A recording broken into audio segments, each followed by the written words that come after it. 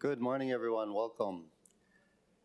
Councilmember Dos Santos Tam, would you like to lead us in the Pledge of Allegiance? Of course. I pledge allegiance to the flag of the United States of America and to the republic for which it stands, one nation, under God, indivisible, with liberty and justice for all. Good morning, everyone.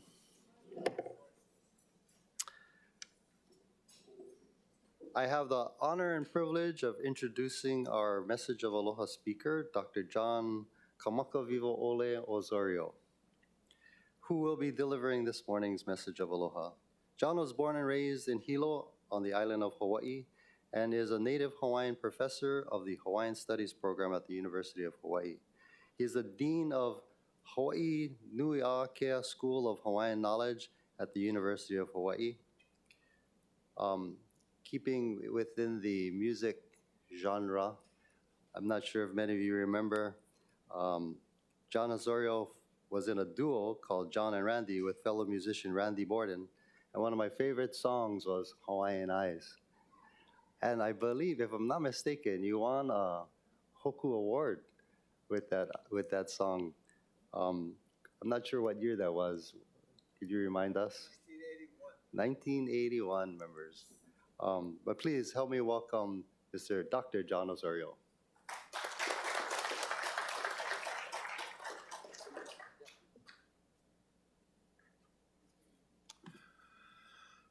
Velina mai me ke aloha.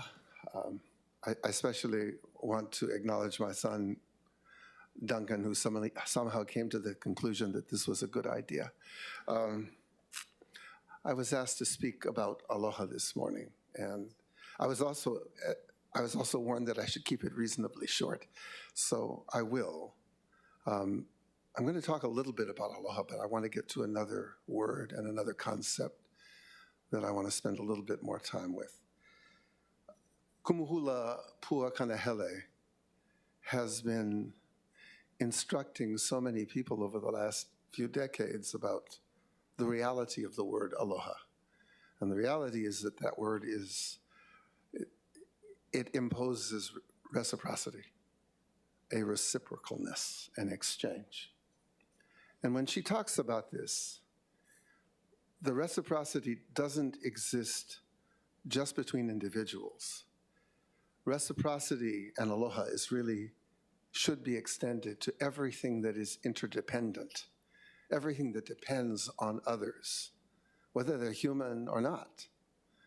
And therefore, that reciprocity extends from us as individuals and us as a collective human body to the environment.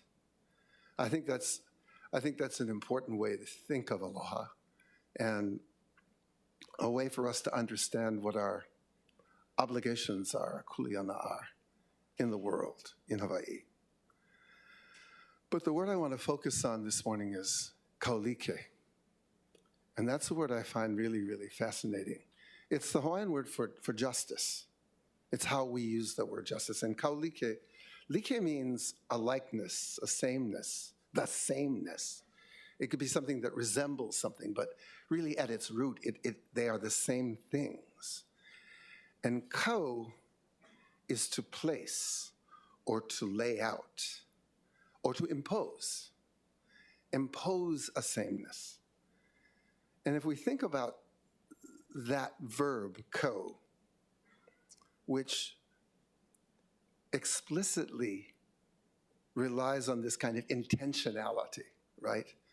You intend to impose a likeness, whether you're a judge, police officer, a neighbor, a husband, wife. To impose that likeness means that you can see for yourself that we are not the same. We look different, we sound different, we come from different kinds of cultures with different understandings.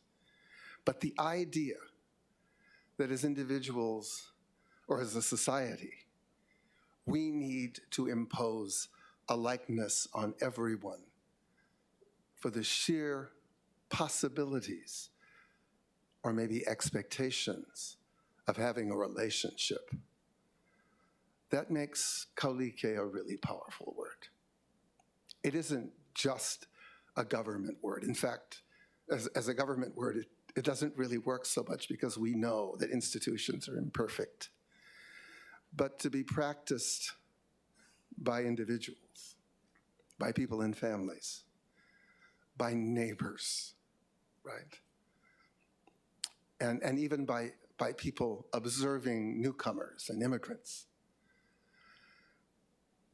Kaulike is a powerful word. And what it imposes on us as human beings, as members of this society, certainly as Hawaiians, is this obligation to try, to make an effort, to be able to be in a position to have a relationship. Because who knows where that could lead. Partnerships, love, marriage, accommodation, better societies. Thank you for the time.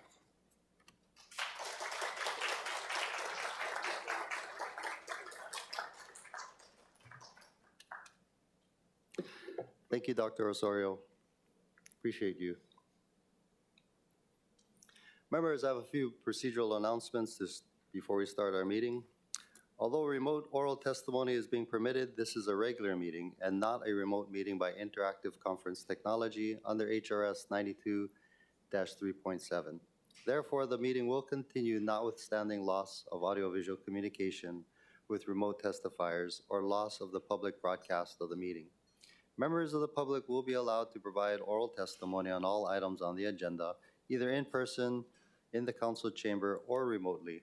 Before testifying, each person shall state their full name and the agenda item they are testifying on.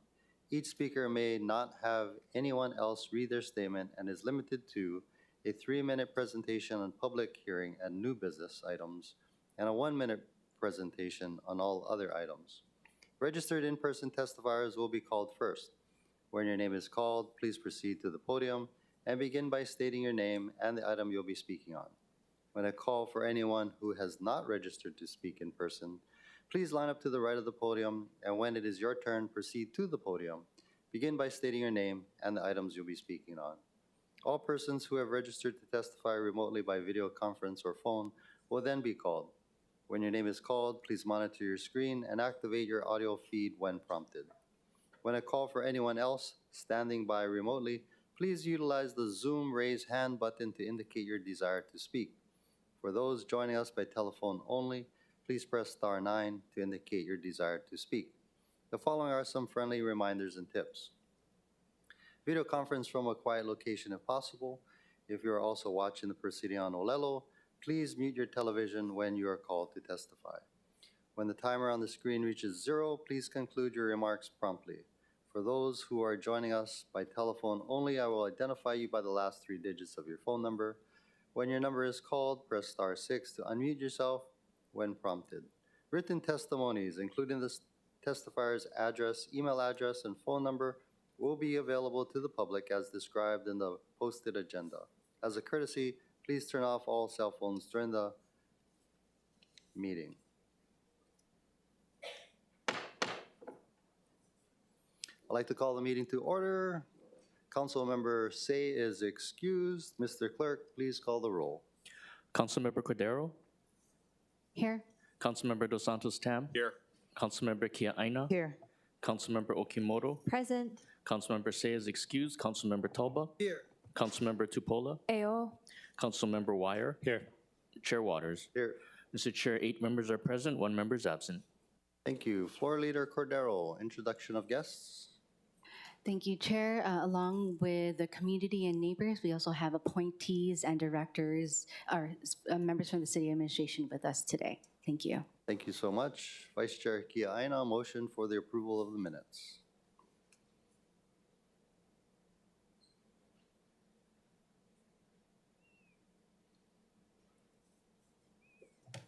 I move that the minutes of the 24th session be approved. Second. It's been moved and seconded. Mr. Clerk, do we have any testifiers? Mr. Chair, we have none. Thank you. Members who are in discussion, seeing none. Any objections or reservations? Noting no objections or reservations, the minutes have been approved. Moving to page 4, order of the day. From the Committee on Budget, Councilmember Cordero. I move that Committee Report 255 and Resolution 24-196 be adopted. Second. It's been moved and seconded. Councilmember Cordero for the explanation. This confirms the appointment of Malia Holmeschild to serve on the Grants and Aid Advisory Commission of the City and County of Honolulu. Thank you so much. Is Malia here? Oh, there she is. Aloha, welcome. Would you like to say a few words? Aloha, aloha mai kako, aloha. I'm Malia Hamshold. Aloha, Chair, Vice Chair, Council members. Thanks so much for the opportunity to be here. I just want to echo the words of Dr. Osorio about aloha and reciprocity, and that's what I believe I want to do here with volunteering for the commissioner position with Grants and Aid to continue public service. Thank you. Members, any questions for the nominee? Seeing none, thank you so much. Mr. Clerk, do we have any testifiers?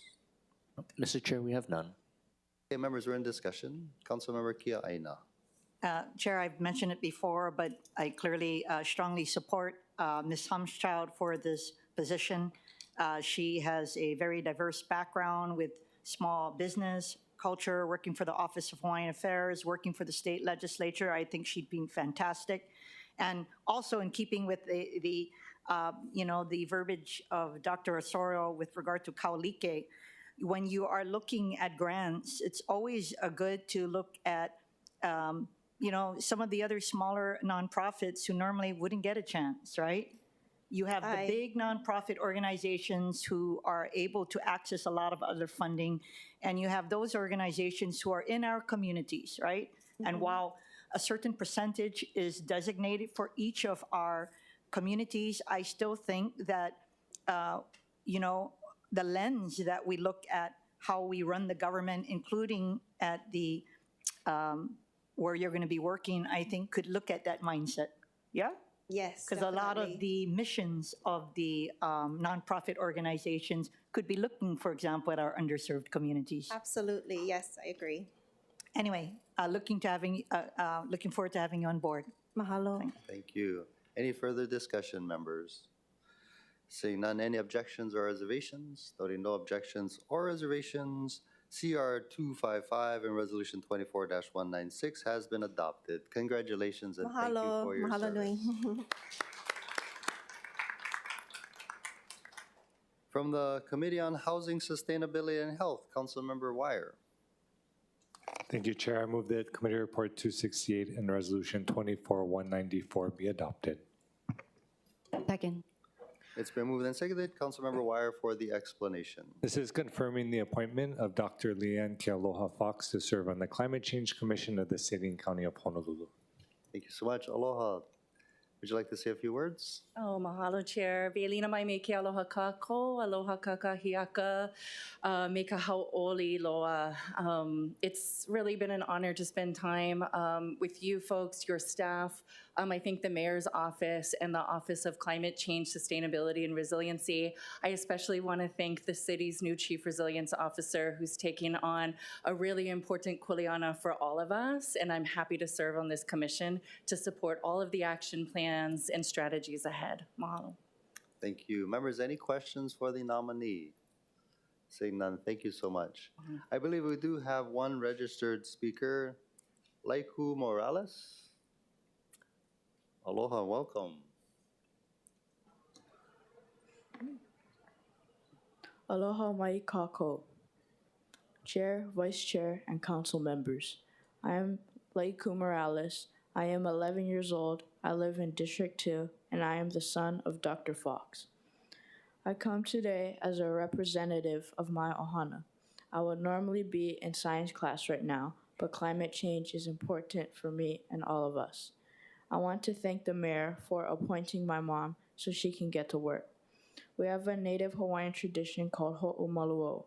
It means to conserve our natural resources and use them wisely. We plan for now, act, and not wait for later. Indigenous systems like these are long-lasting, sustainable practices we need to heal the world and address climate change. Dear council members, the city must invest in solutions like these. As the next generation, from my ahupua'a to yours, I ask that you please confirm my mom, who is teaching me the value of what it means to serve for the betterment of others. Aloha aina.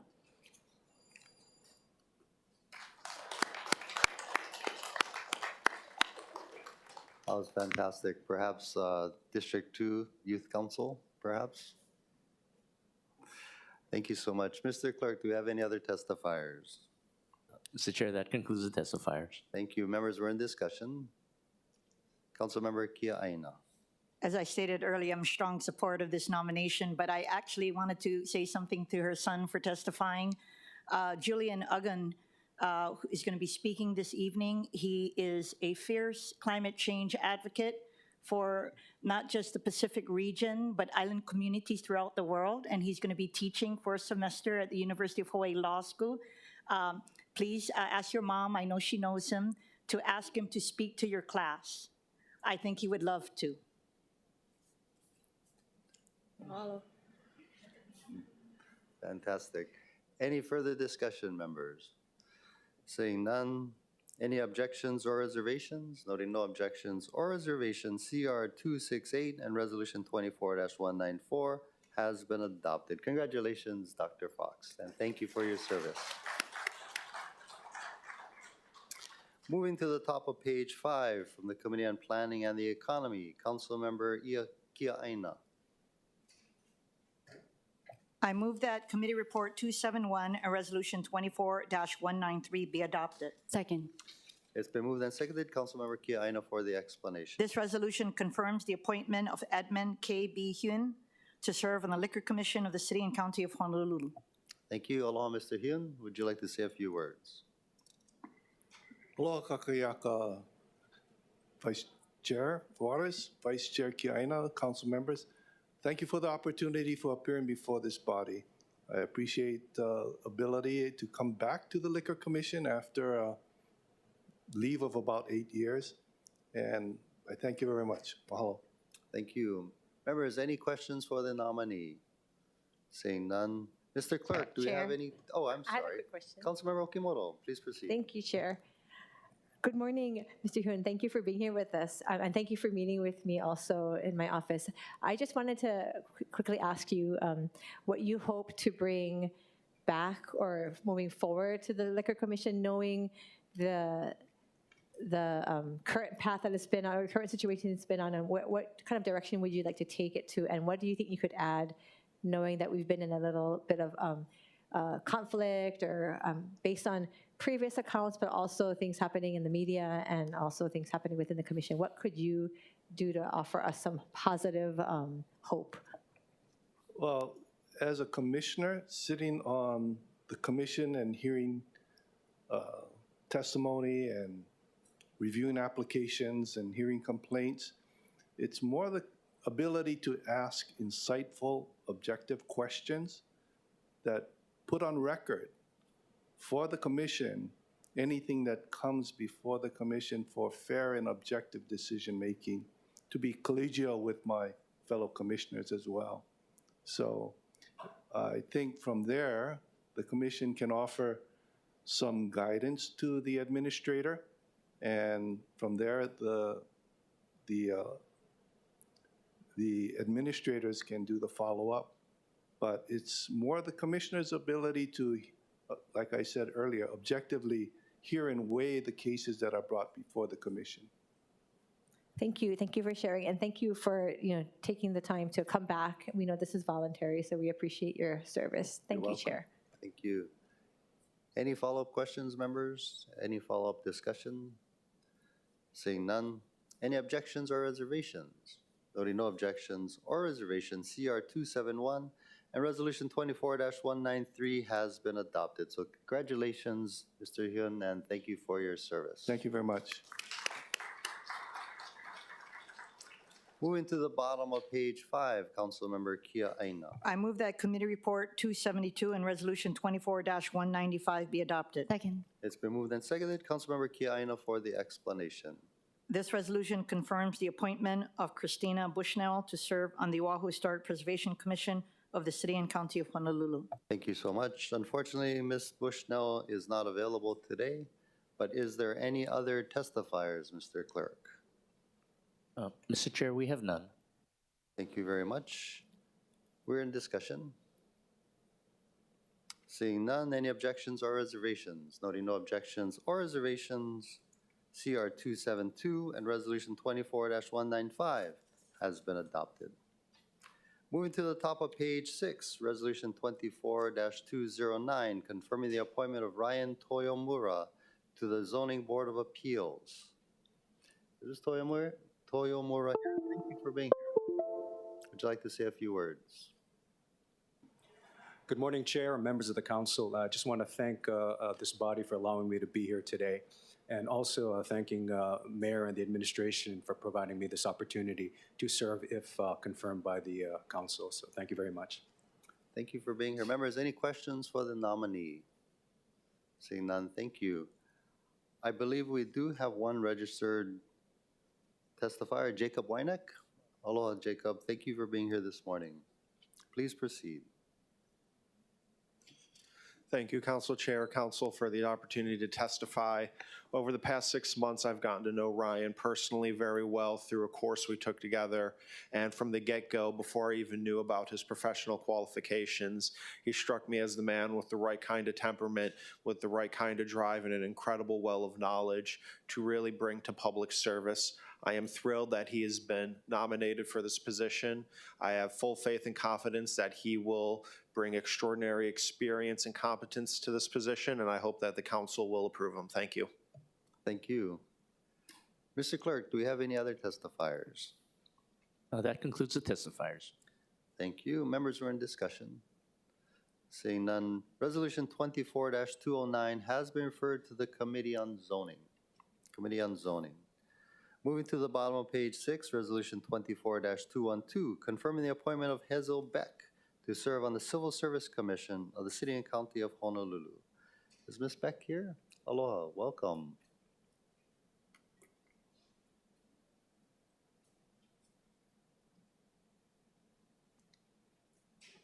Aloha, everyone.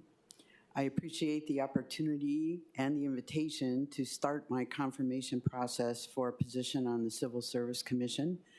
Most of my career has been in economic development, small business development, so I'm excited to bring the skills and the experience that I have to this commission. I've recently completed,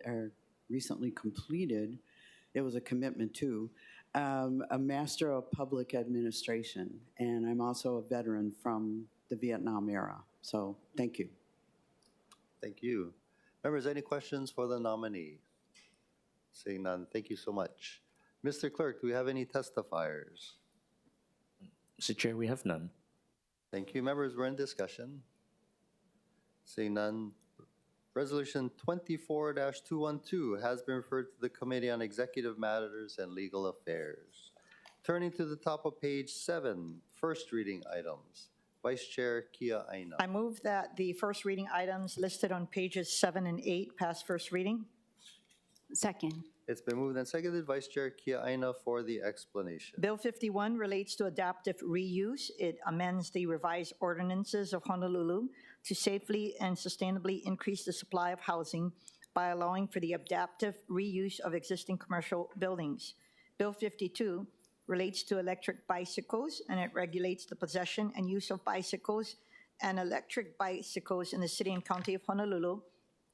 And Bill 53 relates to the special management area by amending Chapter 25, Revised Ordinance of Honolulu 2021, relating to the special management area, including by incorporating amendments made by Act 229 to HRS Chapter 205A, the State Coastal Zone Management Law. Thank you very much. Mr. Clerk, do we have any testifiers? Let's start with Bill 51. Mr. Chair, I believe we have one in-person testifier. Okay. Bill 51. Mr. Jacob Weincheck. Welcome back. Please proceed. Thank you, Council Chair. Bill 51 is an important measure to help alleviate our housing crisis here in Honolulu.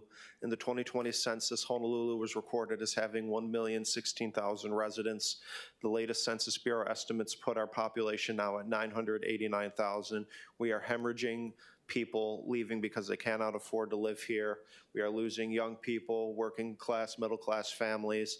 The current trajectory is unsustainable. I believe that this adaptive reuse building will make it easier to convert buildings to necessary housing, so that way we can bring costs down and get people back here, so that way we can have a healthy, vibrant society.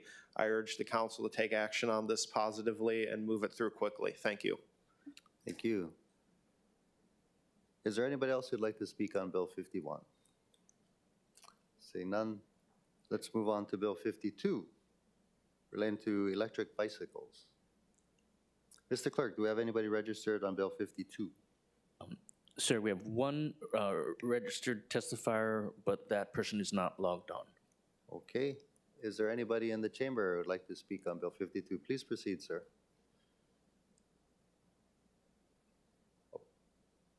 Oh, thank you. Maybe come up. You'll be next. Please proceed, officer. Thank you. Good morning, Chair, members of the council, Major Stacey Tanaka of HPD Traffic Division. I have no testimony per se, but I'll be available if you have any questions of me. I'll try to answer them. Appreciate that very much. Members, do you have any questions for HPD? Seeing none, thank you, sir. Aloha, welcome. Aloha and good morning. My name is Eduardo Hernandez. I'm with the Hawaii Bicycling League. We are in support of this measure. At the Bicycling League, we believe that a bicycle is a solution to so many of the issues that face our community, from climate sustainability to affordable transportation. And this measure adds important clarifications to our law, and it also supports a charter amendment in 2006 that was adopted by the voters that requires the city to be a more bicycle and pedestrian-friendly city. So thank you for your consideration. The Hawaii Bicycling League is in support. Thank you, Mr. Hernandez. Members, any questions for Mr. Hernandez? Seeing none, thank you again. Aloha, Mr. Manaku, please proceed. Good morning, Mr. Chair, members of the council.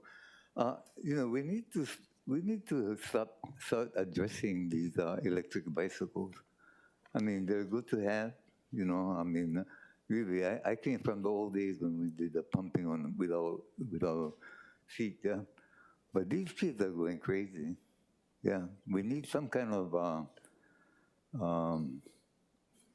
we need to have them regulated, because they're going crazy in our community. I'm not sure about you guys' community, but in Waianae, they're on our highways competing with our cars, and that's crazy, So somehow we need to make some adjustments. I mean, they're good to have. I mean, our young children are doing fine. It's our teenagers that we need to maybe make that adjustment with. Thank you. Thank you. Is there anybody else who'd like to testify on Bill 52? Bill 52. Seeing none, let's move on to Bill 53, relating to the special management area. Any testifiers on Bill 53? Mr. Manaku?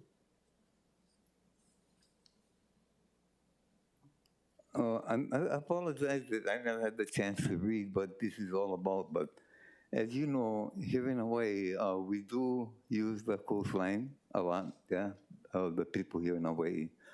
So if it has anything to do with us, can you folks please let us know, because we do use the coastline, as I said, in Hawaii.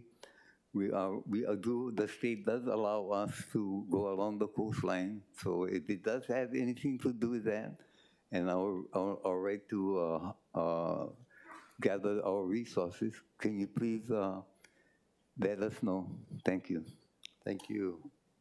Mr. Clerk, do we have any further testimony on Bill 53? Oh, please proceed.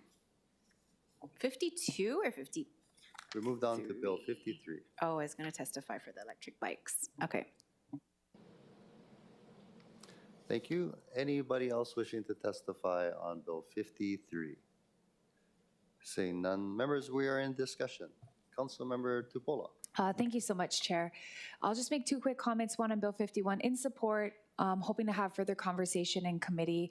And in regards to Bill 52, thank HPD for testifying today, and of course, Traffic Division for all the enforcement that they do on our roadways to keep us safe. E-bikes are more common, but with popularity, we're seeing a lot of serious problems. Legislation on e-bikes is necessary to protect our communities and our families. First and foremost, the safety is a concern. The bikes can go up to 28 miles per hour, and at these speeds, they become a real danger, especially in places like sidewalks, bike paths, where people walk and ride traditional bikes. E-bikes are heavier and faster than regular bikes, and when accidents happen, they can be much more serious. For example, on August 31st, when an e-bike collision in Eva Beach resulted in severe injuries of a 12-year-old girl who was riding a bike and a 35-year-old woman on a moped.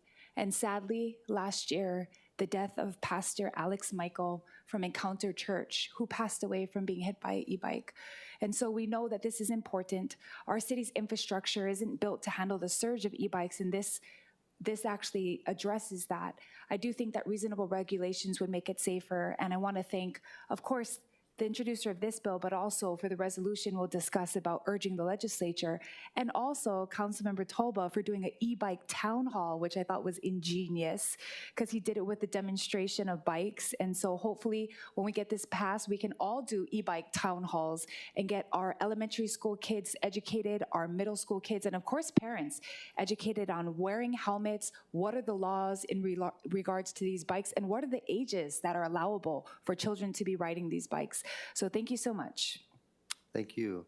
Any further discussion? Councilmember Kia Aina. Thank you, Chair. I also wanted to thank both Councilmember Dos Santos Tam as well as Tabo for introducing Bill 52 as well as the Hawaii Bicycling League. I think it's a critically important issue, and hopefully we would also pass the resolution that we'd hear later urging the legislature to also address the issue.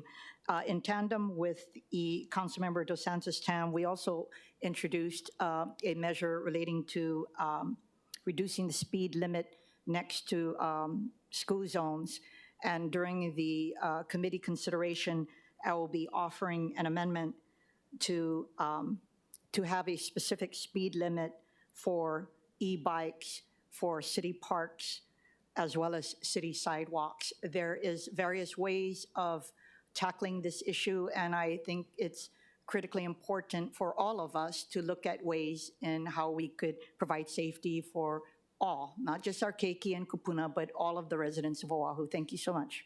Thank you. Any further discussion? Councilmember Wire. Thank you, Chair. I just wanted to echo those sentiments and mahalo the introducers, because I do believe, as our colleagues have discussed, it is a very important safety issue for our community. I wanted to also extend a mahalo to HPD, who have been engaging with our schools. I know we worked with them to do a flyer to hopefully get that back to the parents at home. But I know they've been working hard over the past month or so. I'm doing outreach and sessions with our youth, and I'm really grateful for that as well. So mahalo. Thank you. Any further discussion, members? Seeing none. Any objections or reservations? Seeing none. The first reading items on pages 7 and 8 of the agenda have passed first reading. Moving to page 9, members, page 9, top of page 9 from the Committee on Budget, Councilmember Cordero.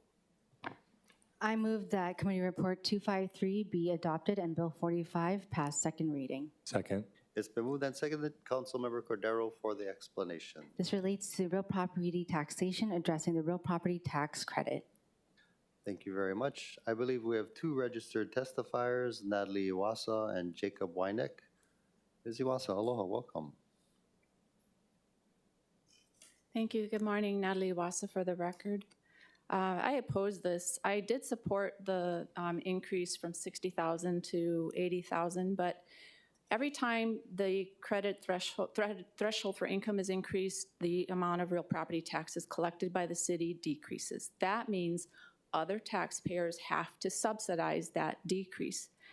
And as you all know, a big bulk of that subsidization comes from residential A. And I just want to let you folks know, as a way of comparison, in the home that I live in, the real property taxes are 80% more than what I would pay if I were the owner.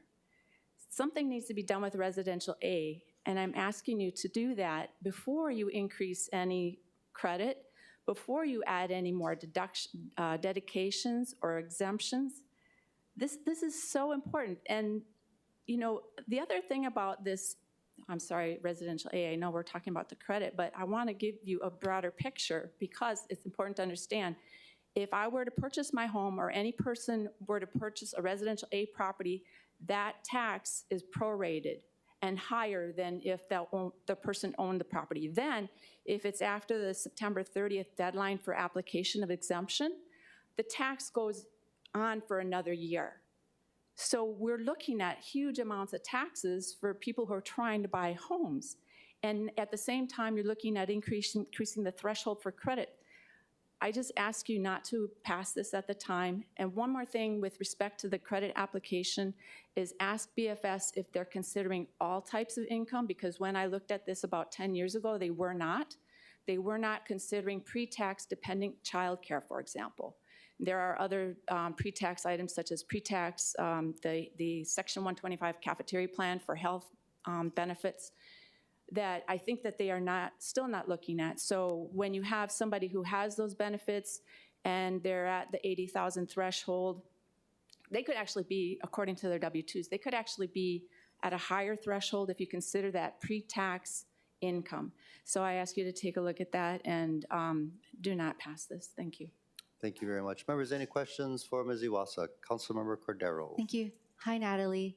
Thank you very much for being here. I know that we had a robust discussion in committee, and I do take your request, and I made the very similar request to the committee members as well in budget to see if we are offering any reduction in real property tax that we look for enhancements as well, not only to cover, but also to secure the rest of our city services. With that, I do hope that it will come back to committee, so pass out a second reading, because once again, I'm taking what you say seriously. I remember all the discussions about exemptions, residential A, but I do also have a question. Would you be able to please send me the information about the threshold and about how the income tax and also what we should ask BFS, just so I have all the clarification, please? Just so I understand correctly, you want me to ask you about my comment on the pre-tax item and the— Yes, yeah, can you send me that information? Yes, I will do that. And the first part was just my comments. Yes, okay, will do. Thank you, Ms. Iwasa. You're Thank welcome. Thank you. Any follow-up questions for Ms. Iwasa? Councilmember Wire. Thank you, Chair. And mahalo, Ms. Iwasa, for always being engaged and tracking all these with your background. I just wanted to make sure I'm understanding correctly. I think I do, but you're not necessarily saying you oppose raising the low-income tax credit. You're just saying it shouldn't be independent of relief for folks that own the second homes and then are renting them out, or essentially we should have. At this point, I oppose this bill. So you oppose the underlying policy? Wait, I'm sorry, clarify your question, please? I guess I'm just trying to understand if you're opposing capping the property tax that low-income families face, or you're just saying that because we're not providing relief for Res A that we should holistically do it as a package together. But I think you just clarified, so you're saying you're opposing this policy and this bill. I'm opposing the increase at this time. It was just increased a year ago. So at this time, I just think this is the wrong time to do this, maybe in a couple years. But there are other things that I feel need to be addressed before increasing this credit again. Okay, I appreciate that. Yeah. Thank you. You're welcome. Any follow-up questions, members? Seeing none, thank you, Ms. Iwasa. Next, we have Jacob Weineck.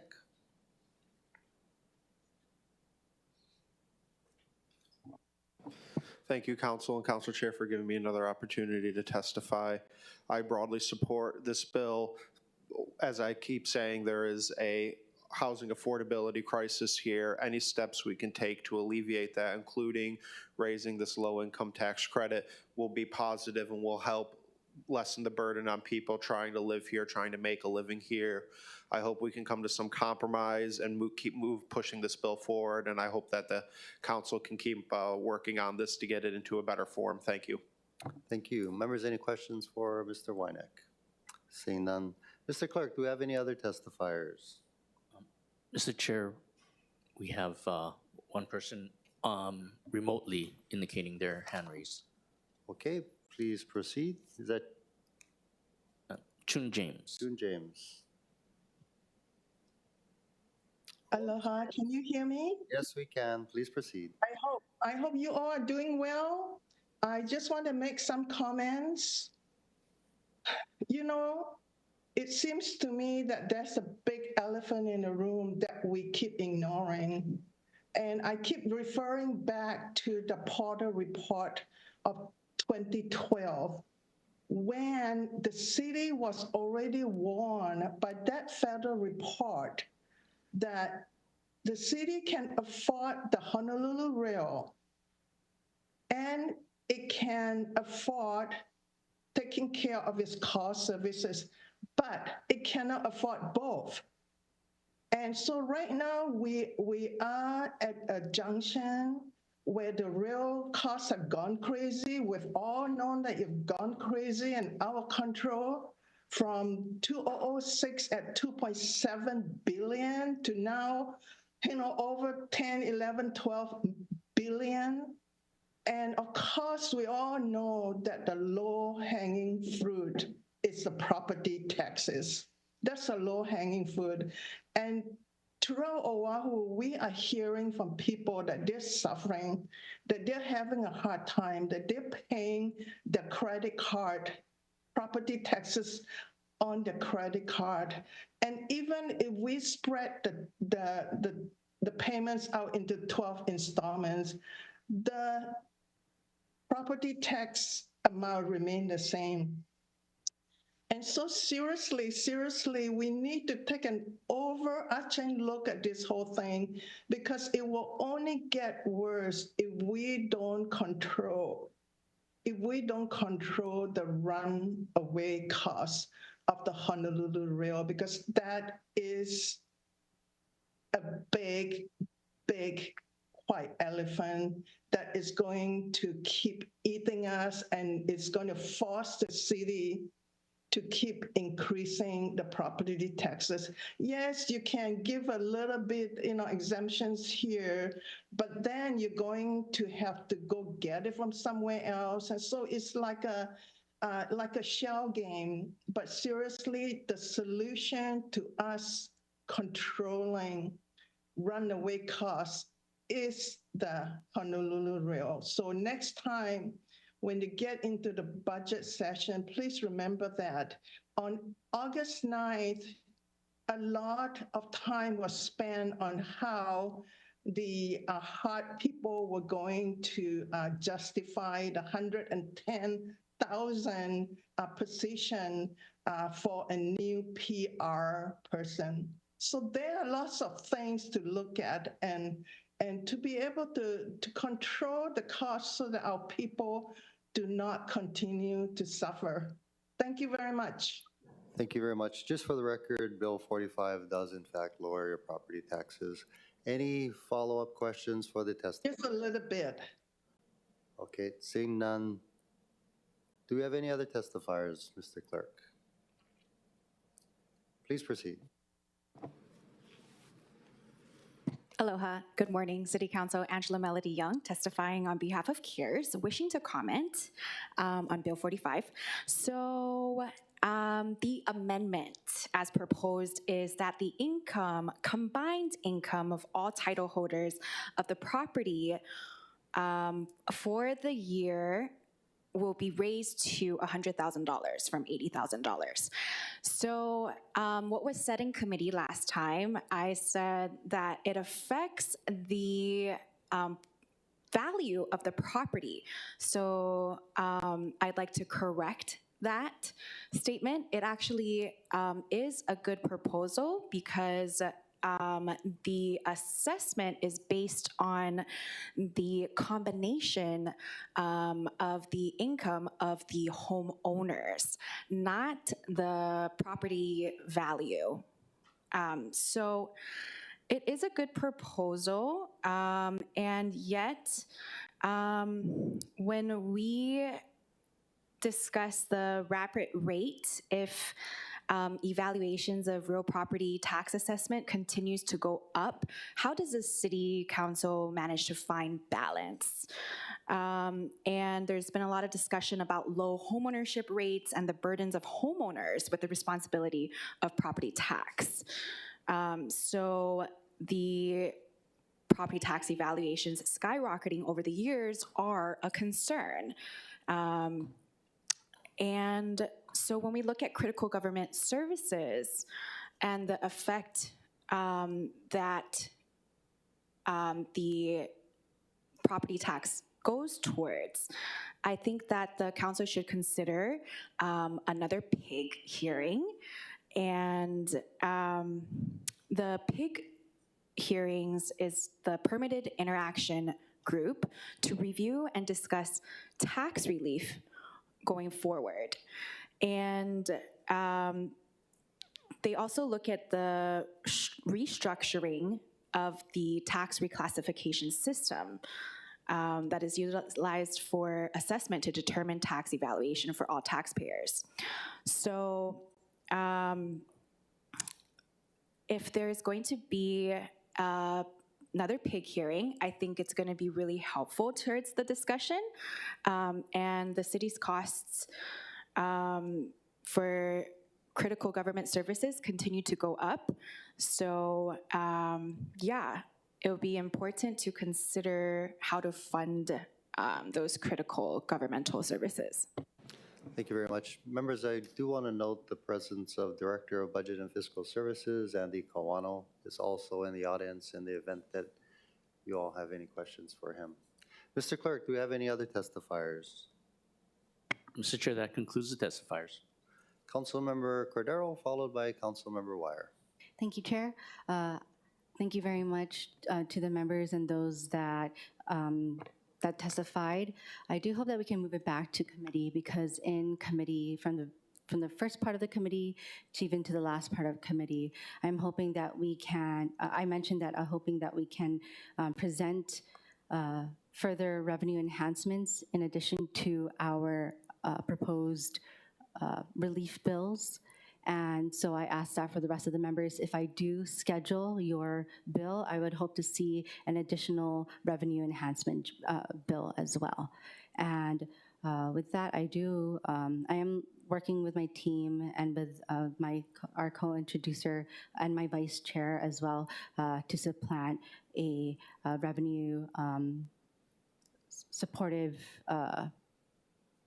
bill for this bill. Thank you. Thank you. Councilmember Wire. Thank you, Chair. I just wanted to ask BFS to give us how much revenue would be impacted by this bill.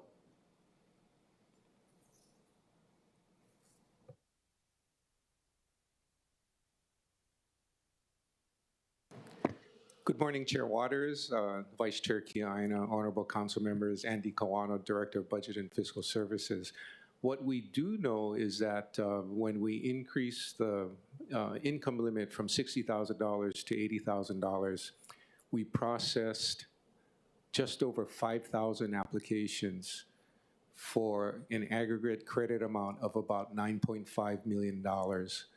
That compares to about 3,500 applications processed and a tax credit benefit of about $5 million, just over $5 million. So the increase was about $4.5 million. And we really won't know how many applications come in because it's based on income. You know, the increase in the credit could be another $4 to $5 million, or it could be more than that. We just don't know at this point. Thank you. I had discussion, Chair, but I'll turn it back to you if you folks want to ask questions. Thank you. Members, any follow-up questions with Director Kawano? Seeing none, thank you so much. Are there any other testifiers, Mr. Clerk? Mr. Chair, that concludes the testifiers. Thank you. We're in discussion. Councilmember Wire. Thank you, Chair. And yeah, I appreciate Budget Chair's comments. I think the reality is that I appreciate the collaboration that went into increasing the low-income tax credit last year. I think it was intentional, and I think our colleagues put in a lot of work into it, and so I'm extremely grateful. I do think it was a compromise. I just wanted to share that, my understanding, or my perspective rather, is that I understand BFS is not supportive of having an area median income flat, standard in the legislation or in our ordinances, because that would be subject to HUD updating the number every year. And so it'd be difficult to put in, say, 80% of the area median income or 90% of the area median income is what qualifies you for the low-income tax credit.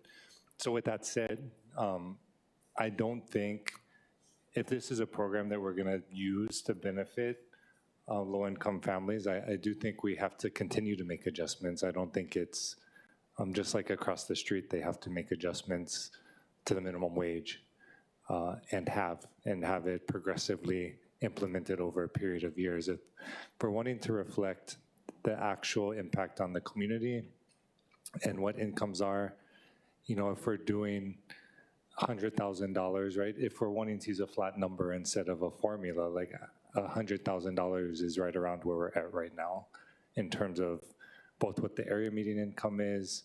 If you're looking at a two-person household with a kid, is about where that's at. Understanding that if we're not going to put a formula, it's hard to satisfy each individual family, right? Who may be situated differently. But just wanted to comment too, I don't think this is really benefiting folks that are buying new homes as much as individuals who have inherited generational homes and are, in a home that's maybe $2, $3, $4 million and making what would be considered by the U.S. government low and moderate income, and thus be eligible for benefits from HUD. And so I don't think we're talking about giving away that much money when we're looking at who we're trying to benefit. I know I've talked to multiple individuals in our community that are struggling and didn't meet the cutoff. And so I do think this is more than fair, given the small amount of revenue that it's going to cost in comparison to the other good and intentional tax measures that we're talking about as a body. And so just wanted to share that out of all the tax measures that I know I've introduced, this is probably the one that I feel is most responsive to the families in our district that are maybe struggling with just the cost of living. So appreciate the opportunity, Chair. Thank you. Thank you. Any further discussion? Councilmember Kia Aina. Thank you, Chair. I actually look forward to all of these tax measures going back to committee so we can continue to have a robust discussion on everything that has been stated. I don't think anyone disagrees with the intent of any of these measures, but there are fiscal impacts. And I would just say this, which is why, if it's going to be through the committee process or through another permitted interaction group, it's so critically important for us to look at the totality and the universe of all of these measures, because some of the measures, including the vacancy home tax, as well as the providing relief for those who have second homes and they rent it out to a long-term renter, right? Those measures achieve another goal, which is to provide a long-needed inventory for local families. And so my hesitancy is if we only look at what one bill costs, it's not looking at the total picture. And that is my concern when it goes back to committee. But I do support the passage of all of these measures going back to committee. Thank you. Thank you. Any further discussion, members? Councilmember Tolba. Thank you, Chair. I'll be voting with reservations on this one. I support giving tax relief to homeowners who fall within this income, but concerned about making sure we pass property tax measures that are revenue neutral for our budget. Thank you, Chair. Thank you. Any follow-up discussion? Seeing none. Any objections or reservations? Noting reservations from Councilmember Tolba? Reservations? Any other reservations? Seeing none. CR 253 has been adopted. Bill 45 has passed second reading. Moving to the bottom of page 9, Councilmember Cordero. I move that Committee Report 254 be adopted and Bill 49 pass second reading. Second. It's been moved and seconded. Councilmember Cordero for the explanation. This relates to real property taxation, providing property tax relief to certain homeowners. Thank you. I do believe we have one registered testifier, Natalie Wausau. Thank you, Chair. Council members, Natalie Wassa for the record. I absolutely oppose this. And I don't know, some of you may be surprised by that, but basically this bill would put a cap on assessed values. The percentage is currently blank. The number of years that an owner has to live there is blank. So we really don't know the impact of this. But you know, I read these bills, and I'm a CPA for anybody who doesn't know. I read these bills and I just think of the income tax law. We had a system that wasn't too complex, and gradually we added things in there, and you have to apply for this, you have to send in this. And these bills are requiring way more paperwork for BFS to process, more paperwork for taxpayers to handle, more understanding that they have to go through, more education the city has to go through. And it's coming to the point where are people going to have to hire an expert to handle their real property taxes? I just really wonder, because some of these things are over the top, in my opinion. So this particular bill would help family members who inherit properties. What about all those people who have lived here for decades and still cannot afford to buy a home?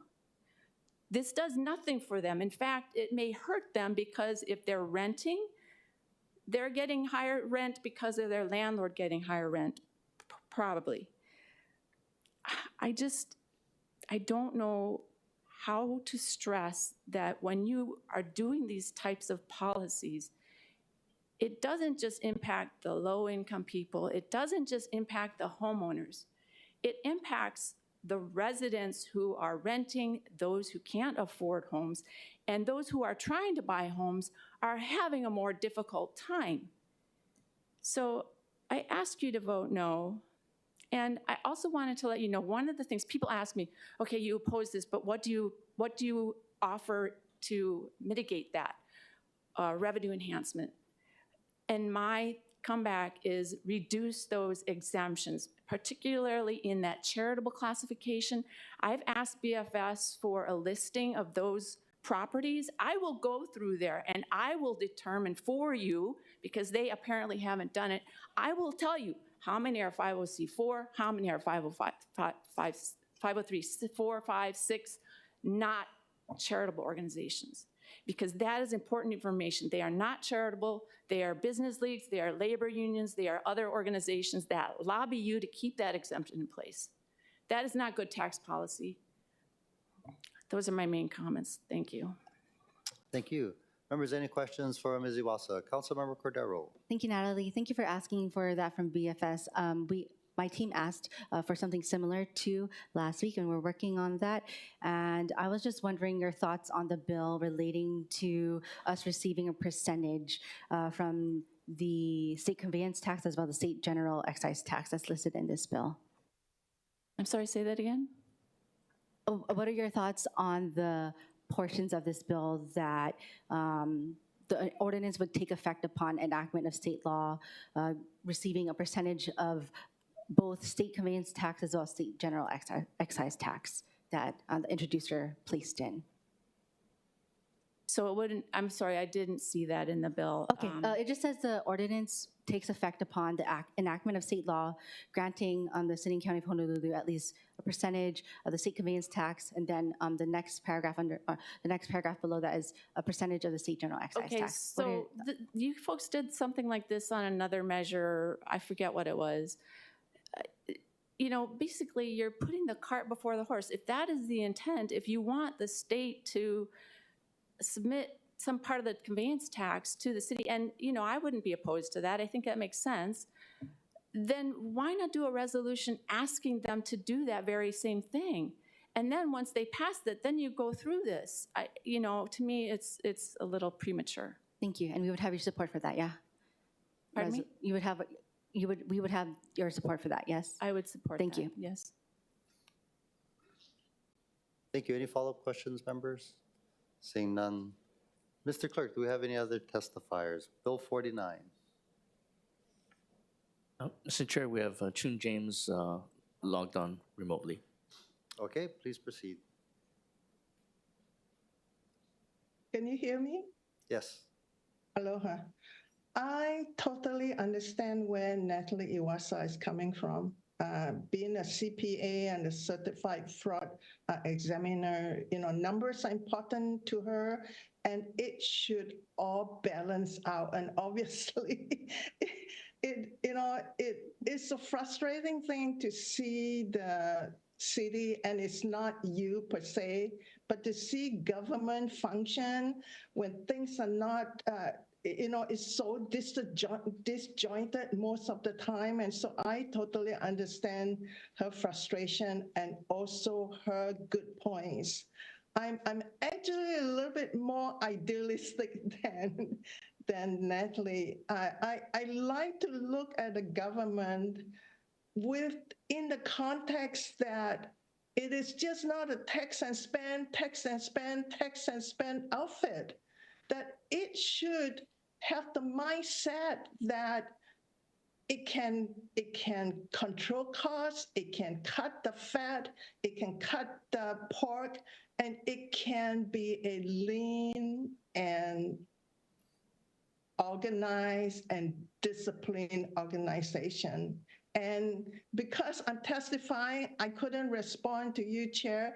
I'm not against any lowering of taxes here and there. I'm definitely not against that, but I'm looking at it in a whole context, and I still maintain my premise that if we can control the Honolulu real costs, we can do a lot of nice things, and we can even say, hey, we're not going to increase taxes this year, and kept assessments and whatever it is, but it is disjointed. I totally see that, and I totally understand that. So I'm appreciative that all these property taxes are coming on the table because they're important. And I'm also mindful that because it is a public policy, that we cannot cater to every individual situation. But again, if we can cut the Honolulu real cost, we can do a lot of good things. Thank you. Thank you. Mr. Clerk, do we have any other testifiers?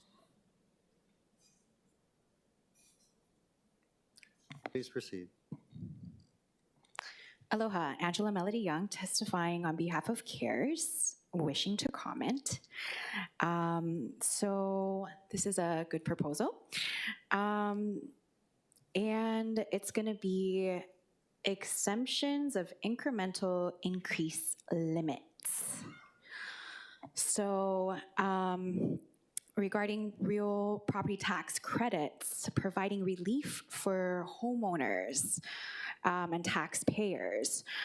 Property tax is a major source of income for local governments, but while it helps to fund key critical government services and to operate the infrastructure with the costs, property taxes can be a financial burden for some Americans. On average, the United States households spends around $1,500 on property taxes nationwide. And this is data from fiscal year 2016 according to the 2019 Tax Foundation analysis, although collection amounts vary by region. While local governments generally manage properties and taxes, states typically have some oversight. And when it comes to property tax relief, many states have created programs aimed at easing property tax burdens on homeowners who are eligible. So property taxes are generally based on where you live and the assessed value of your home. Local governments typically assess home values and establish tax rates, issue property tax bills, and collect taxes under guidelines established by the law. And so with property tax relief programs, also called exemptions, release homeowners from paying all or part of the property taxes. So in the eligibility requirements and the application processes, they go through the common property tax exemptions, and also some exemptions reduce and waive property taxes for veterans, those who are disabled, surviving spouses, minor children whose parents have passed away, and homeowners who have made energy efficient home improvements, and also for low income residents. So in the fiscal year 2024, the mayor decided to provide a one-time tax credit starting in July 2023. And the mayor kept the tax credit flat so that people who lived in homes that are not as high in terms of assessment value will get a better benefit than those who live in multi-million-dollar homes. Those who live in multi-million-dollar homes will get a smaller impact. The intention was to help those who are most in need first. So I think this is a really good discussion, and it will be really good to get another PIG hearing, and then also with the HART operations, that's another funding for cities' infrastructure. Thank you. Thank you. Members, we're in discussion. Seeing none. Any objections or reservations? Noting no objections or reservations, CR 254 has been adopted. Bill 49 is passed second reading. Moving to the top of page 10 from the Committee on Housing, Sustainability, and Health, Councilmember Wire. I move that Committee Report 263 be adopted and Bill 38 FD1 CD1 as amended pass second reading. Second. It's been moved and seconded. Councilmember Wire for the explanation. To amend the Oahu Watershed Management Plan. Thank you. Mr. Clerk, do we have any testifiers? Mr. Chair, we have one person in the chamber and two remotely. Thank you. Aloha, Mr. Manaku, please proceed. Thank you, Mr. Chair. James K. Manaku, Senior, concerned parent, grandparent, great parent. As you know, Mr. Chair, all the watersheds on every island has been used traditionally as a hunting area for not only us here in Hawaii, but for many of the hunters. So I agree, as long as we, they don't use chemicals or pills to eradicate the animals in these areas, and they keep them alive for us. And if they have problems, please notify the people in the area so we can help eradicate them so they don't have problems with them. Thank you. Thank you. Mr. Clerk, do we have any other testifiers?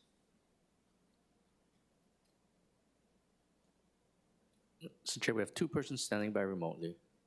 Okay, please proceed. Mr. Rocky Mold and Ms. Sandy Wong. They are registered to testify on Bill 40. Well, and then that would conclude the testifiers. Okay, members, we're in discussion. Seeing none, roll call, Mr. Clerk. Councilmember Cordero? Aye. Councilmember Dos Santos Tam? Aye.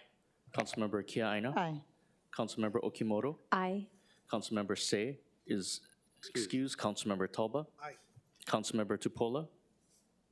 Aye. Councilmember Wire? Aye. Chair Waters? Aye. Mr. Chair, there are 8 ayes, 1 member is absent. Thank you. CR 263 has been adopted, and Bill 38, FD1, CD1 has passed second reading. Councilmember Wire. Thank you, Chair. I move that Committee Report 264 be adopted and Bill 40, which relates to professional self-certification, pass second reading. Second. Thank you. It's been moved and seconded. Thank you for the explanation. I believe we do have 2 registered testifiers, Rocky Mould and Sandy Wong. Mr. Mould, are you available? Chair, Mr. Mould is not logged on. Okay. Is Sandy Wong logged on? Yes, I'm here, Chair. Can you hear me? Yes, we can. Thank you so much. Please proceed. Yes. Good morning, Chair, members of the council. My name is Sandy Wong. I'm here on behalf of the Hawaii Solar Energy Association. First of all, I want to apologize for Mr. Mo. He's the executive director. He was on earlier but had to leave because he had a prior commitment. We are in support of this bill, and we hope he passes it out. We have been working diligently with DPP. We're expecting to get a tweaked draft when it goes to the Housing Committee again, but I'm here if you have any questions. Thank you. Thank you. Members, any questions for the testifier? Seeing none. Mr. Clerk, do we have any other testifiers? Bill 40. Mr. Chair, that concludes the testifiers. Thank you so much. Members, we're in discussion. Seeing none, any objections or reservations? Noting no objections or reservations, CR 264 has been adopted and Bill 40 has passed second reading. Moving to the top of page 11 from the Committee on Housing, Sustainability, and Health, Councilmember Wire. Thank you, Chair. I move that Committee Report 265 be adopted and Bill 41 relating to the public spay and neuter clinic for dogs and cats pass second reading. Councilmember Kia Aina for the second. Second. It's been moved and second. Councilmember Wire for the explanation. Thank you, Chair. Relating to public spay and neuter clinic. Thank you. Mr. Clerk, do we have any testifiers? Chair, we have 1 person in the chamber. Okay, please proceed. Aloha, Angela Melody Young, testifying in strong support on behalf of ROAR, Rescue of Animal Rights. So relating to the public spay and neuter clinic for puppies and kittens. So this proposal relates to the administrative costs of operating the neuter clinics. So while the city administers the funding, the Humane Society operates the facilities. And the Humane Society is a primary organizer of clinics that it contracts with to outsource the operations. And the feral cat population crisis is overwhelming to the general public, and it costs valuable city and state resources to manage it. And also, nowadays, the homeless and their dogs are also an important concern. So while male cats are aggressive and they are in heat, male cats will attempt to mate with female cats in heat from as much as 2 miles distance. And female cats reach maturity at around 6 months. The heat cycle starts at this stage or earlier. And female cats can get pregnant as little as 4 to 6 months old. And one mama cat can have 15 kittens in 1 year. So the pregnancy period is very short. It's 3 months versus a human pregnancy period is 9 months. And during breeding season, female cats may go into heat cycles multiple times. And so there is an overpopulation crisis and concern for the city and the state to consider as a public animal welfare concern. So trap and neuter is the only effective and efficient management strategy to mitigate and manage the cats and the puppies. So especially during breeding season, and the cat community has organized efforts to assist with mitigating this concern with very little help from the city and the state, except for the Feline Fix and Neuter Now programs that are operated with the Humane Society in partnership with the city.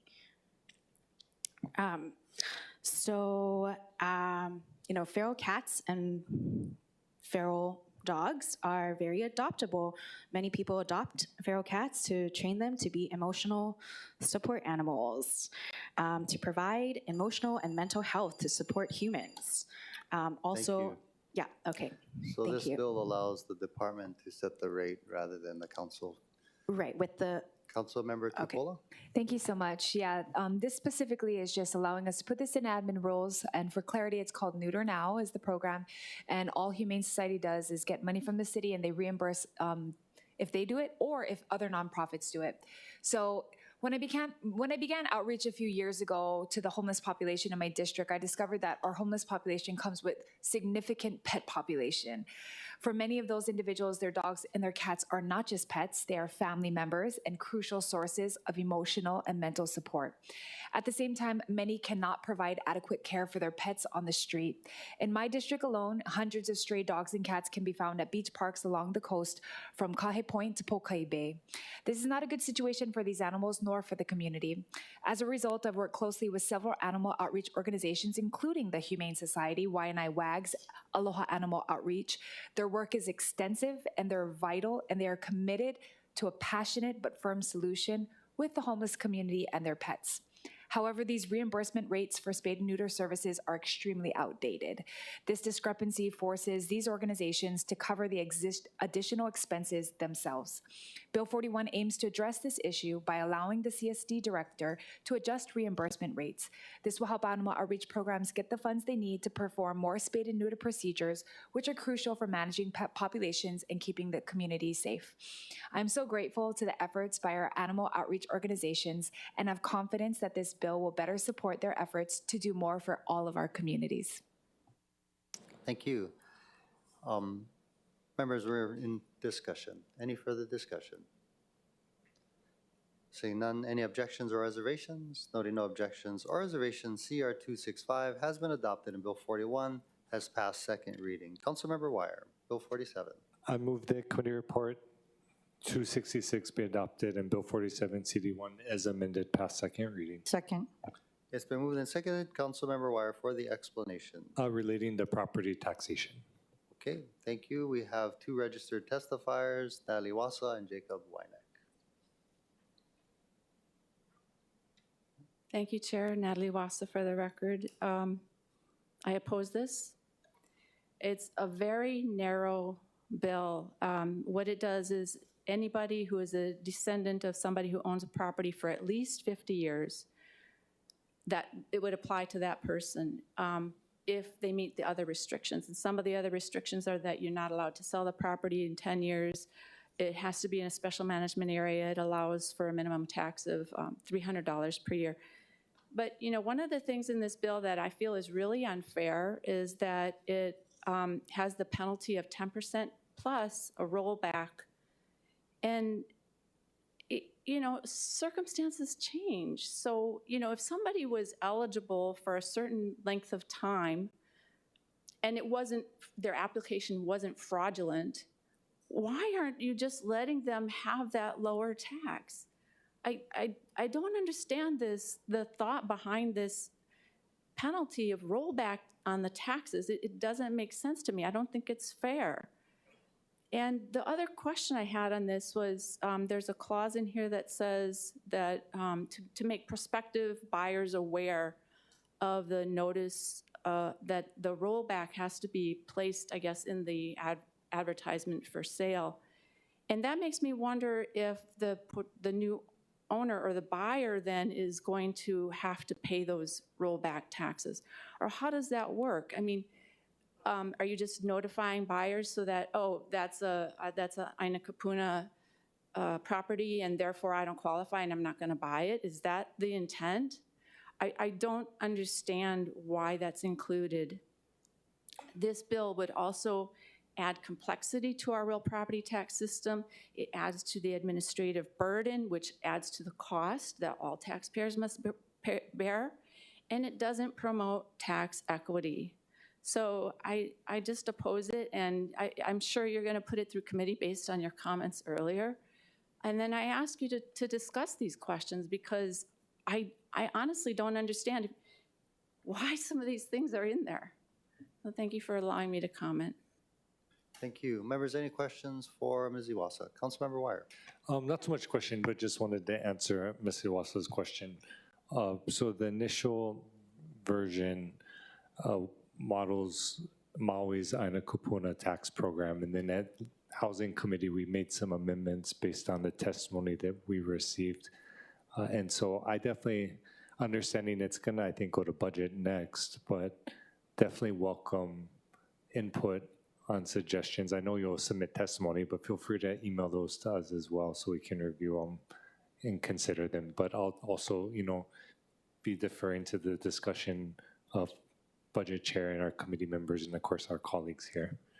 But just wanted to give you a little bit of that history, and I think the larger intent, again, being the requests that have come in from the community and looking at, is this bill maybe able to be structured in a way that better meets the needs of Oahu families, particularly, again, generational homes in areas where maybe we don't contemplate increased development, in the shoreline, in the SMA, as you mentioned, where we want to provide an ability for folks to age in place, understanding that the cost of those properties sometimes have, or not may, but already have skyrocketed, right, because of just the nature of our market. And so I think that's just kind of some of the underlying intent, but open to feedback. Thank you, Chair. Thank you. Thank you. Mr. Wynick?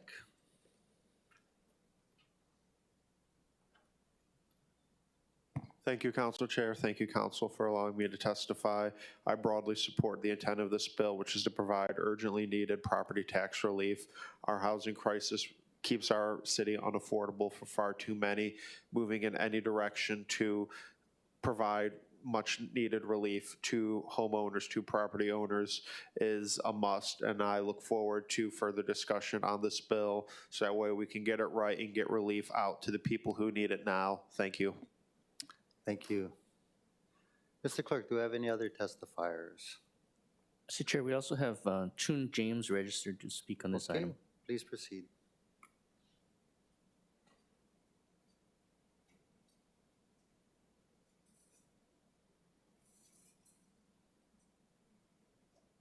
Can you hear me? Yes. Thank you. Thank you. Again, I appreciate all these thoughts and good intents. I think that this dialogue is good because we all know that the property taxes throughout is getting crazy. And I also appreciate intent that if we want to preserve our neighborhoods, keep Hawaii, and to preserve the culture and the many wonderful things about Hawaii, that this is one of the issues that need to be discussed. I just have a couple questions, and one is I'm not quite sure why there's a restriction just to the location to SMA areas, because we know that there are a lot of other families, intergeneration families, that are out of the SMA area. And I do agree with Natalie regarding the rollback. Life happens, and it seems to me that the penalty to be attached to it needs to be looked at. But overall, I again appreciate the conversation about all this cost to especially to our long-term and to our Kama'aina families. I have seen it, as my 30 years in real estate, that so many of our local families are being priced out, and that gentrification is hitting them. And having stable families who are not priced out of their house and home is a very important component to our island and to our society. So this this needs work, but certainly I appreciate the intent of it all. Thank you very much. Thank you. Also, members, we do have Director Kawano in the gallery if you all have any questions during discussion. Mr. Clerk, do we have any other testifiers? Mr. Chair, that concludes the testifiers. Thank you. Members, we're in discussion. Councilmember Kiaina, followed by Councilmember Wire. Thank you, Chair. I fully support the intent of this bill to help longtime Kama'aina families who are struggling with home ownership costs to stay in their homes.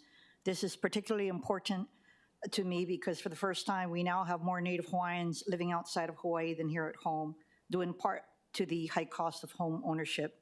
Native Hawaiians and Kama'aina families should not be constantly forced out of Hawaii, and we must do something to stop the bleeding. But I do share some of the concerns raised by the Department of Budget and Fiscal Services about the potential financial impacts of this bill, particularly related to application of the minimum property tax.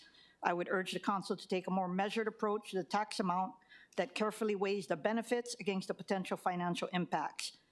Along those lines, I continue to believe we need a permitted interaction group to take a careful look at the various tax measures advancing through our committees to ensure that we work together seamlessly for the benefit of our constituents and to take into account the anticipated impacts to our revenues. For this bill in particular, APIG can help confirm our math on the required length of family ownership, the residency requirements in the home and in the city, the trust and corporate forms that can be used to own the home, and who are our intended beneficiaries. Given Hawaii's unique land tenure system, under the current draft, a lot of wealthy families will benefit from this bill, and I don't believe that that is the intent of this bill. That it's going to, given the cost of the measure, I don't think that as carefully crafted, it is targeted to those who are intended beneficiaries. And those are my concerns, but I clearly support the spirit and look forward to, again, a robust discussion in committee. Thank you. Councilmember Wire. Thank you, Chair. Well, first, I just wanted to say I'm extremely grateful for that input and do appreciate the dialogue because I think there's probably agreement. Again, I can't speak for our colleagues, but I definitely seem to recognize that at least some folks have an idea of who we're intending and wanting to pay their fair share of property tax and who we're wanting to provide relief to. And so I'm open to all ideas.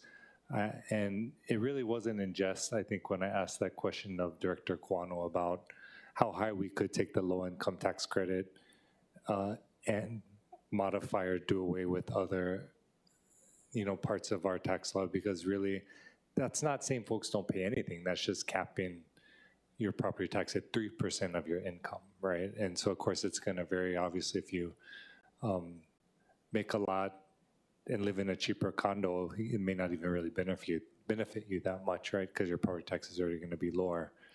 But just wanted to share that agreement that with this discussion, I'm certainly not of the position that we need to be just giving up revenue. I think I don't suggest or propose any cuts to property tax as a means to give up revenue. I know BFS has its data struggles in terms of being able to provide that, but I'm 100% open to generating revenue by other means, which is, I think, why we're looking at or been talking about the vacancy tax that Chair and Budget Chair introduced. And so just wanted to share that because I think it, just to kind of inform the conversation of where I'm coming from. Mahalo. Thank you. Any further discussion, members? Seeing none, roll call, Mr. Clerk. Councilmember Cordero? Aye. Councilmember Dos Santos Tam? Aye. Councilmember Kiaina? Aye. Councilmember Okimoto? Aye. Councilmember Say is excused. Councilmember Toba? Aye. Councilmember Tupola? Aye. Councilmember Wire? Aye. Chair Waters? Aye. Mr. Chair, there are 8 ayes, 1 member is absent. Thank you. CR 266 has been adopted. Bill 47, CD1 has passed second reading. Moving to the top of page 12, Councilmember Wire. I move that Committee Report 267 be adopted and Bill 48 CD1 as amended pass second reading. Second. It's been moved and second. Councilmember Wire for the explanation. Relating to real property taxation. Thank you. We have Natalie Iwasa. Thank you, Chair. Natalie Wassa for the record. No, I was actually set to support the intent of this bill until I read paragraph I. And if I misunderstand this, please correct me, but paragraph I says, in the event the new owner is not granted a continued dedication, this is when somebody purchases a property that's already been dedicated for long-term residential rental. The dedication will be canceled and the new owner will be subject to the rollback tax under the subparagraph H.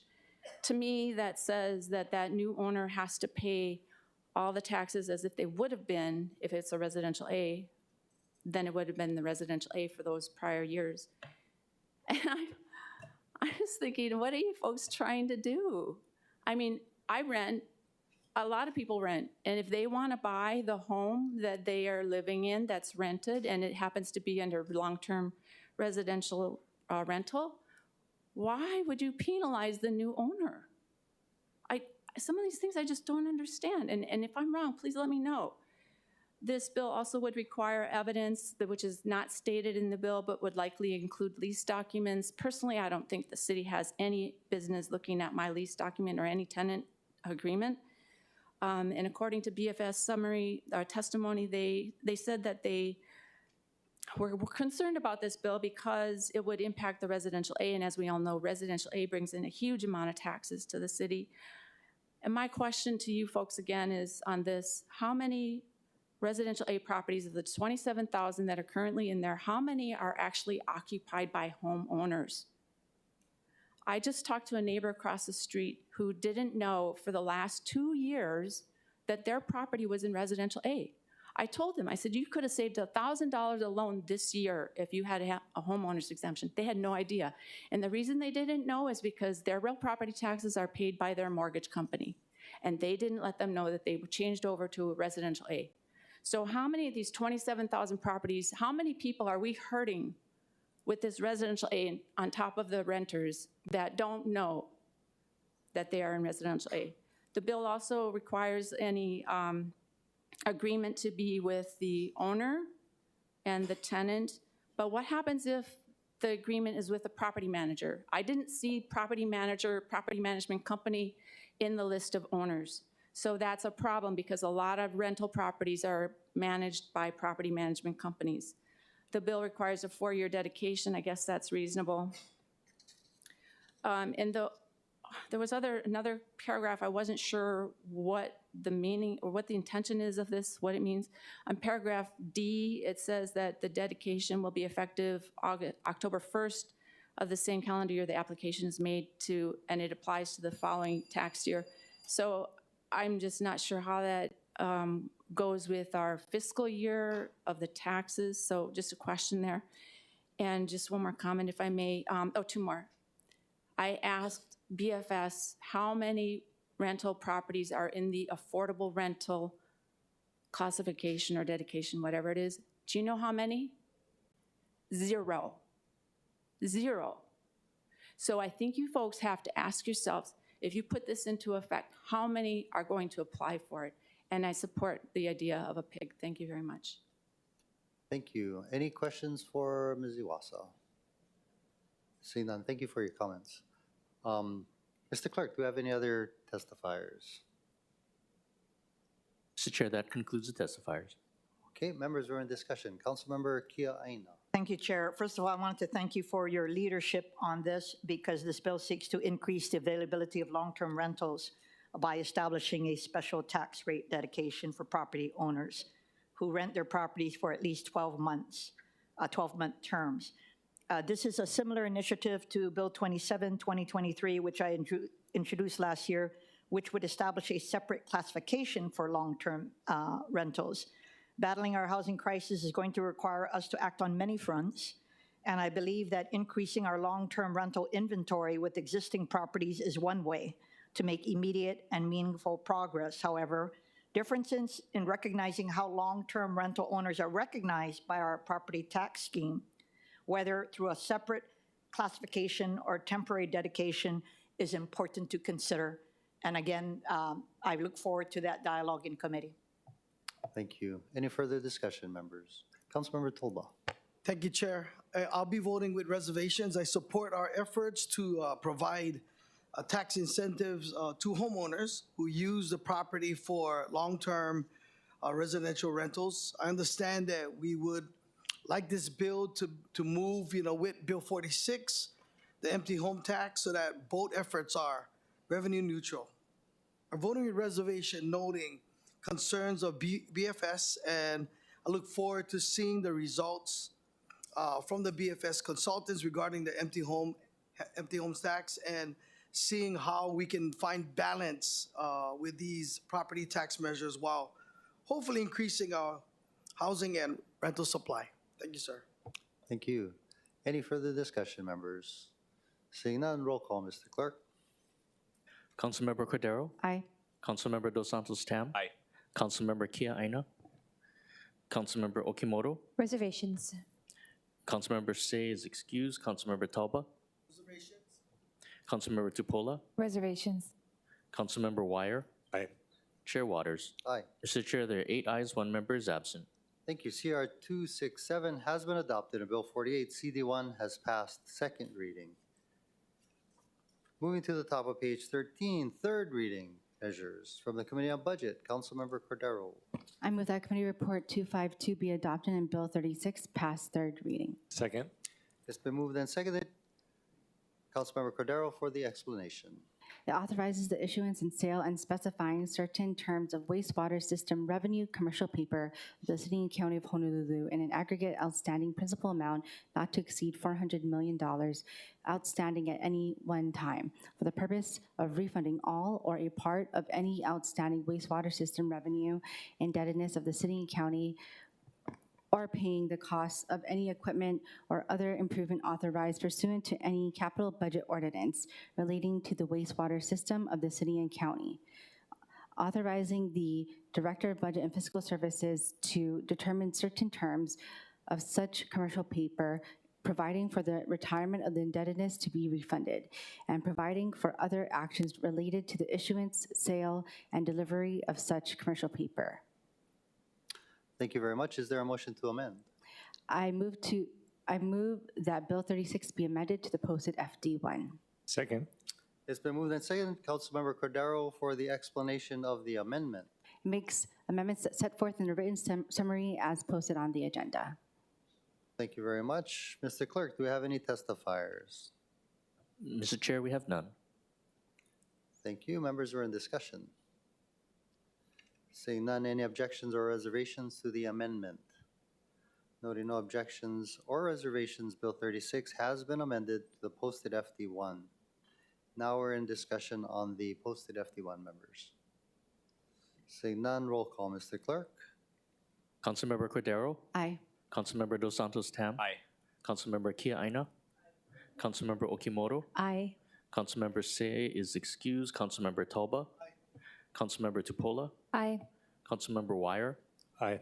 Chair Waters? Aye. Mr. Chair, there are 8 ayes, 1 member is absent. Thank you. CR 252 has been adopted, and Bill 36 FD1 has passed third reading. From the Committee on Zoning, Councilmember Dos Santos Tam. Thank you, Chair. I move that Committee Report 260 be adopted and Bill 39 CD1 as amended pass third reading. Second. It's been moved and seconded. Councilmember Dos Santos Tam for the explanation. This relates to building permits by removing affidavit requirements for building permit applications. Thank you. We have one registered testifier, Jacob Wynick.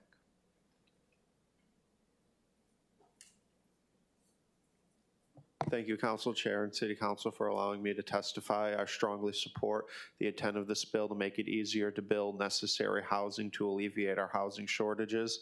Over the past several years, this council has taken commendable action to reduce the permitting backlog, to address shortcomings in our permitting system that have made it cumbersome and Byzantine. This is continued progress in the right direction to streamline and make more efficient and effective our permitting system, and I'll continue to support all of these efforts as they move forward. Thank you for your leadership on this. Thank you. Any further testimony? Angela Melody Young, please proceed. Aloha, Angela Melody Young, testifying on behalf of CARES in strong support. So As developers have mentioned, the permitting process is very time consuming. So this proposal is good because it helps with the permitting process for developers, right? So for example, for construction of a 1 or 2 family dwelling, multifamily dwelling, these will not need a duly notarized affidavit. Confirming that it's in compliance with restrictive covenants. So restrictive covenants is, for example, like a homeowners association's rules. So you have the federal, state, local government building standards, right, and their permitting processes. So for example, the housing, urban, and development standards, and then the state and the county standards, and then you also have restrictive covenants, which are homeowner association rules. So when you have all these rules and standards, and the developer has to get to each of these standards and do the permitting process, it's very burdensome. So when you can try to like alleviate some of the permitting process, then it's a faster building time. Thank you. Mr. Clerk, do you have any other testifiers? That concludes the testifiers. Thank you. Members were in discussion. Chair. Councilmember Tupola. Yeah, thank you for introducing this on behalf of the department, and I'm glad we got to this point. You know, it's going to make our processing, permit processing smoother, cut down on delays. You know, we used to require the affidavits to make sure that nothing was getting issued if they had a notice of violation, liens, or fines. But now that we have a new software, which we've all been talking about, and now it's been implemented, now the software can actually spot that, flag it, and no permit will be issued. So I'm glad that we're trying to do the right thing, for especially for people that are following the law and trying to get their homes built so that more local families can live here for generations to come. Thank you, Chair. Thank you. Any further discussion? Seeing none, roll call, Mr. Clerk. Councilmember Cordero? Aye. Councilmember Dos Santos Tam? Aye. Councilmember Kia Aina? Aye. Councilmember Okimoto? Aye. Councilmember Say is excused. Councilmember Talba? Aye. Councilmember Tupola? Aye. Councilmember Wire? Aye. Chair Waters? Aye. Mr. Chair, there are 8 ayes, 1 member is absent. Thank you. CR 260 has been adopted, and Bill 39, CD1, has passed third reading. Moving to page 14 from the Committee on Budget, Councilmember Cordero.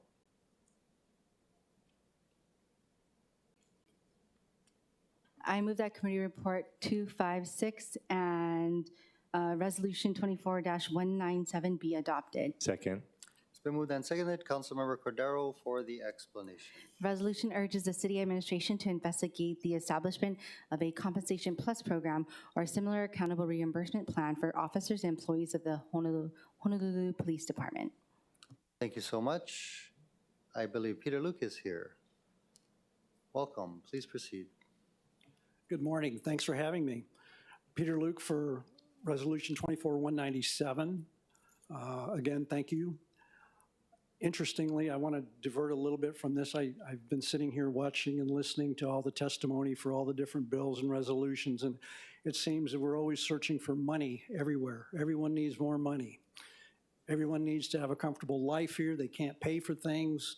Things are tough. The resolution that I am supporting this morning and testifying for has to do with out-of-pocket expenses that the police officers incur right now in the course of doing their jobs. Unfortunately, tax law right now says that they cannot write off any of those expenses.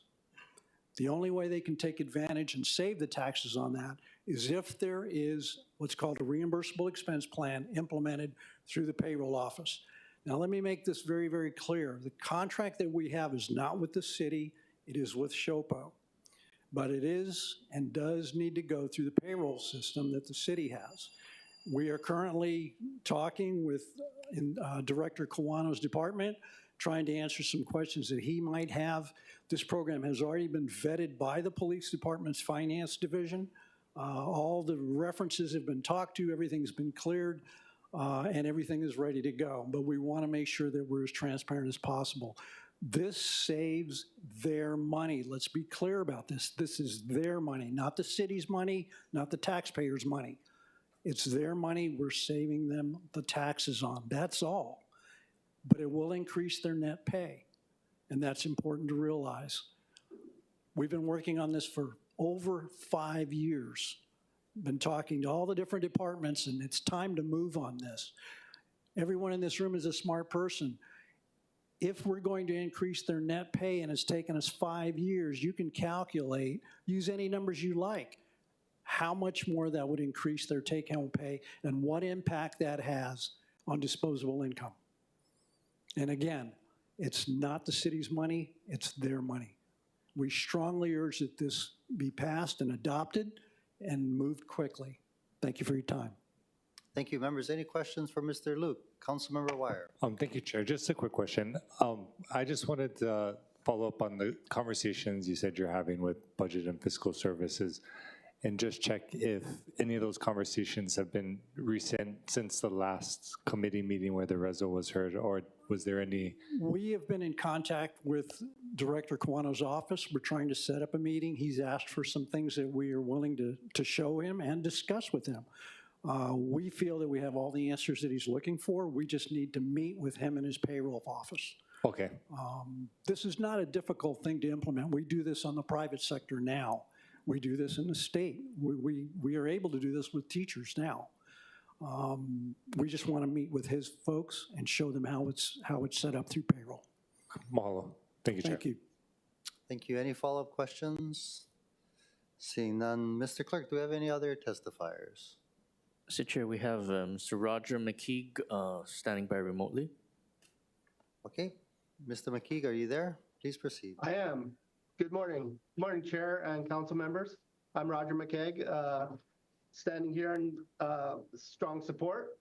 Pretty much repeating what Mr. Luke has said, that this plan will permit employees to use their contract plan that SHOPO's already entered with CP Plus, so that they could pay those out-of-pocket business expenses without being taxed on it on their paychecks. As Mr. Luke mentioned, we will continue to work with Mr. Kawano and his team to smooth out any questions. Also, I wanted to just say that, it really, in my opinion, isn't fair when employees are having to pay for out of their paycheck and get taxed on it, and then they buy things for work. So this actually makes it better for them. And so all I want to say is I strongly support encouraging this work to move forward and strongly support this resolution today. Thank you very much, Chair. Thank you. Members, any questions for Mr. McKeague? Seeing none, I believe Angela Melody Young wanted to say a few words succinctly. Aloha, Angela Melody Young, testifying on behalf of CARES, wishing to comment. So this resolution requests to consider the proposal of a creation of a compensation tax program. So I will repeat this as I've said in the specific committee, just in case people were not paying attention or didn't process this entirely. So in other professions, teachers who can't write off school supplies or mechanics who have to buy their own tools, right? So they need a financing structure to balance out for example, healthcare expenses, right? So the general public can ask, what's the goal with a compensation tax program?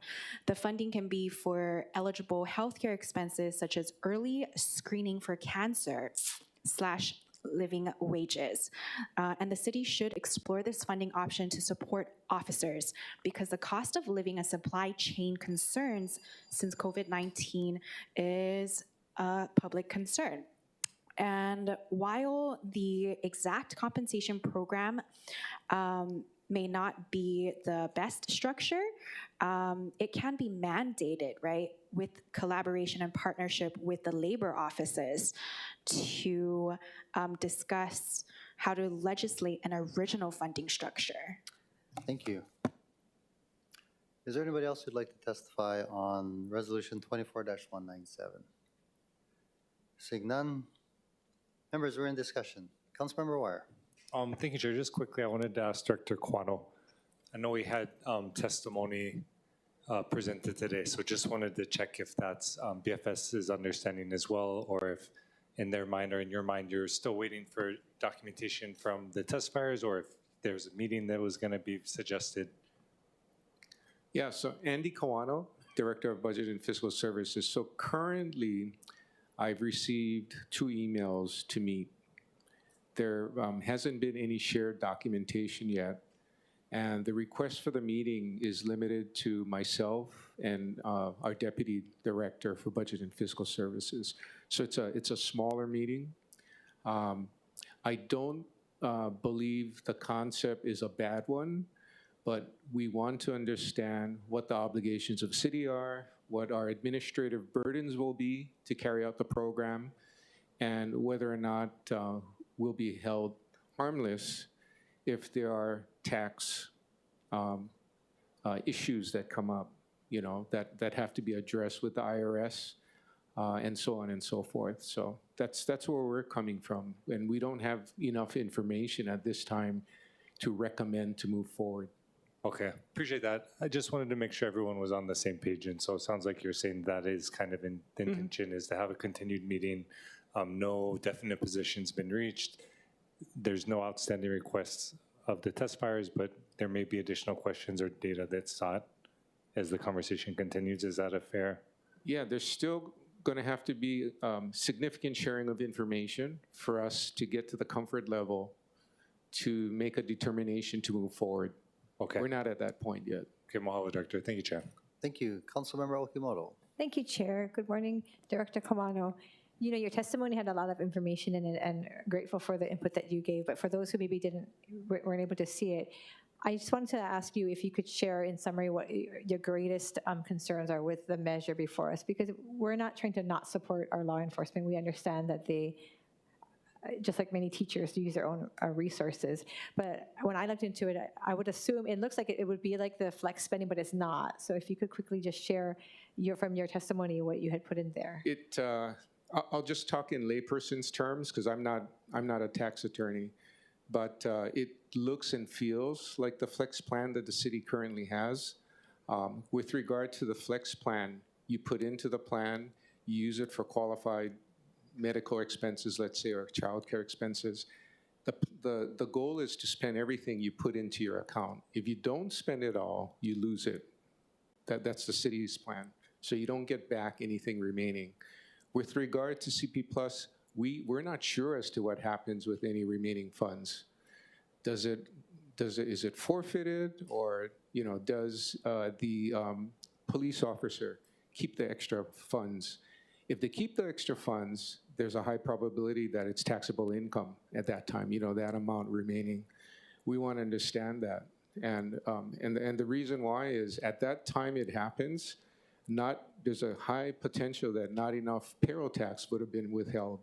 So who's going to be responsible to do all that work to go back, reconcile, determine if payroll taxes are due, and file all the necessary, returns, make payments that are needed, and all of that. So that's one thing. The second thing that has happened, and this is just our administration, as the gentleman testified earlier, they've been talking to the city for 5 to 6 years. So this program has been introduced to the prior administration, as well. But we went into COVID and it fell upon us. We have not seen a demo of the platform and how it works. And when I say demo, we don't mean static PowerPoint pictures of what goes on. We want to actually see how the program works for how it would work with the city system. So perhaps they can show us how the program works for another client, maybe one of the charter schools that they do work for. My understanding is that DOE has not accepted the product.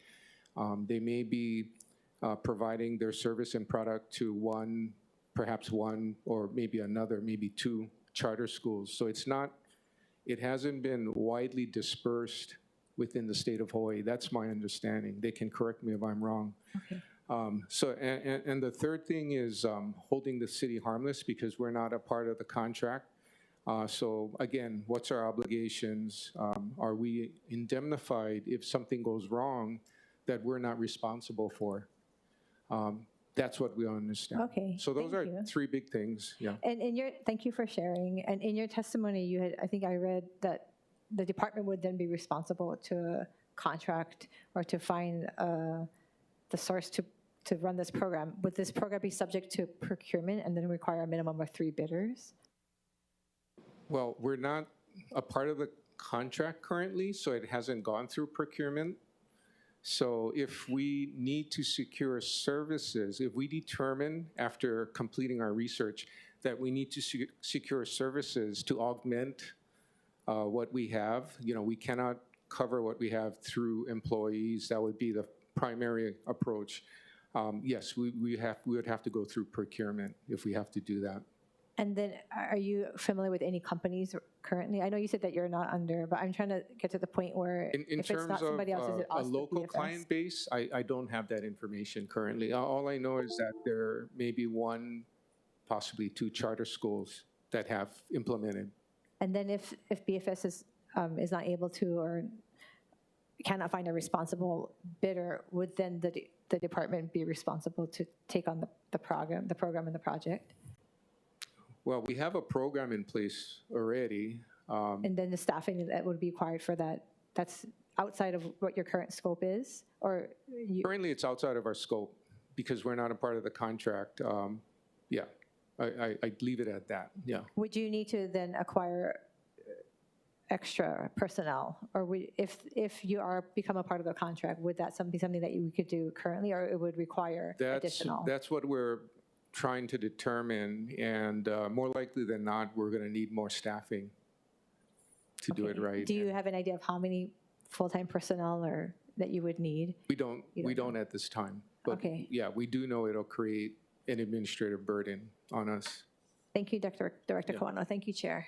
Thank you. Any follow-up questions for Director Kawano? Councilmember Tupola? Not any questions, but they can go, and when he's done, then I'll have comment. Okay, Councilmember Wire. Just discussion, so no questions. Okay, no questions for Director Kawano? Okay, we're in discussion. Councilmember Tupola. Thank you so much, Chair. I appreciate the director being here, and I actually have seen this presentation multiple times. I do think that anything we can do to assist and make officers and that occupation more appealing so that more people want to join, that there's actually benefits. I mean, the cost of what officers pay out of pocket is substantial. And again, there are some reimbursements on the HPD side for some items, but not for everything. So I think that it would help officers save tens of thousands of dollars. I think I definitely disagree with some of the things said by Director, but I do think I agree with one thing. I have not seen the demo either. So I know for a fact it's not going to cost us money. It's definitely a seamless procedure, but I think to his point, and I actually talked with HPD about this as well, until that, even the charter school one that they're doing, until that's seen and that there is like kind of an ease in how the operation goes, then I think the conversation will progress. So I think both sides, thank Director Kawano for taking the meetings, and of course people for presenting it and giving an option to our public services, like those who service the public like officers. I mean, there is so much more that they do than people know. So anytime we can help them financially, I think that's what we should do. So I hope that there is a demo forthcoming for everyone. I mean, even for us, I think that would be good for us to see, because we can't sometimes wrap our heads around what it would take to implement such a HR tool. But I know SHOPO's in support. I know HPD is as well. But I think with that little bit of connection, we may move forward on something great. Thank you. Thank you. Councilmember Wire. Thank you, Chair. Yeah, I mean, I would just echo that, and just the sentiment that really the resolution is encouraging a conversation. And I think we all benefit the more we talk through some of the concerns and questions that we have on any issue. And it seems like there is some misunderstanding on both sides about what is needed to be shown or provided. So I'm glad the conversation is going forward. And really, I think it's just about looking at ways we can improve the quality of life for our city workers, in this case, our first responders, our police officers. But I think any opportunity that we have to potentially improve the quality of life for any city worker, we should seriously look at it. And so appreciate the discussion. Mahalo. Thank you. Any further discussion? Seeing none, any objections or reservations? Councilmember Kia Aina. Similar to my my position in the committee, I will be voting no. Okay. Any other objections? Seeing none, Noting the objection of Councilmember Kia Aina, CR 256 and Resolution 24-197 has been adopted. Moving to the bottom of page 14, Councilmember Cordero. I move that Committee Report 257 and Resolution 24-205 be adopted. Second. Been moved and seconded. Councilmember Cordero for the explanation. This relates to the transfer of funds for the Honolulu Police Department. Thank you very much. Mr. Clerk, do we have any testifiers? We have one person in the chamber, Mr. Chair. Okay, please proceed. Aloha, City Council, Angela Melody Young, testifying on behalf of CARES in strong support of the transfer of funds for the Honolulu Police Department. So the transfer of funds will go to supporting our officers so that they will be equipped for funding for the Office of the Chief of Police and the Peer Support Unit and the Investigations Team, as well as the Special Field Operations, which operates the LEAP program, the Law Enforcement Explorers Program for high school students to do training if they're getting prepared to go into a career of very dark, disturbing, violent things that happen in our society. So yeah, I think we're going to strengthen the Honolulu Police Department program, so in strong support of the transfer of funds. Thank you very much. Mr. Clerk, any other testifiers? Mr. Chair, we have no other testifiers. Thank you. Members are in discussion. Seeing none, any objections or reservations? Noting no objections or reservations, CR 257 and Resolution 24- This is serving the Honolulu Rail Transit Project over, under, through, and across a portion of real property located at 1819 Dillingham Boulevard, Honolulu, Hawaii 96819, TMK 120030016. Thank you so much. Mr. Clerk, do we have any testifiers? Mr. Chair, we have none. Thank you. Members are in discussion. Seeing none, any objections or reservations? Noting no objections or reservations, CR 258 and Resolution 24-206 has been adopted. Then seconded, Mr. Clerk, do we have any testifiers? Serving the Honolulu Rail Transit Project over, under, through, and across a portion of real property located at 533 Kapai Street,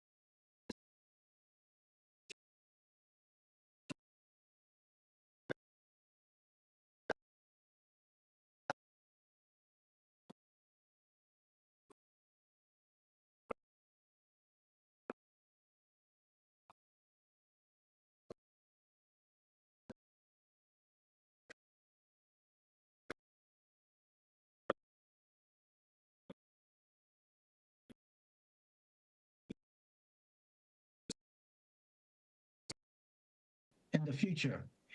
I'd like to, however, this morning, because I've already submitted written testimony, address certain concerns and comments opposing the resolution.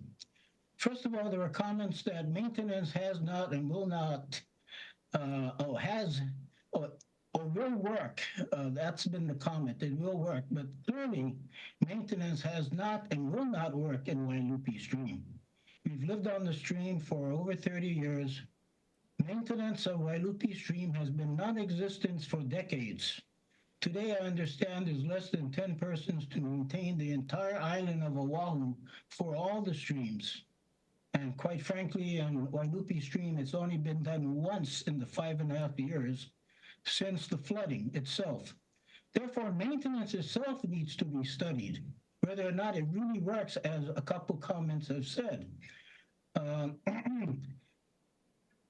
We believe that maintenance happened in 2017, a year within the April 2018 flood. And if that's true, according to the city records, that shows proof enough that maintenance of the stream is insufficient to prevent flooding. Second, a study is needed of the 2018 flood because no study has been done. Why has this happened? We don't know the hydraulics of the problem and what would be the possible solution. Third, the resolution need not be amended, as a couple of persons have commented, because, as we know, the agencies involved, city, state, and federal, must look at the existing environmental laws. The resolution is broad enough to study, these agencies to study and present all the options to the council and the community.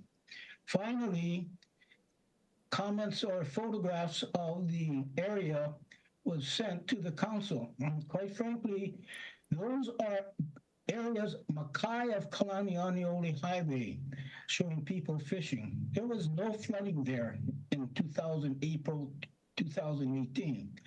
The area of Wailupi flood there is also privately owned, not owned by the city, which owns the rest of the stream. Perhaps another good reason for the study to go forward as is.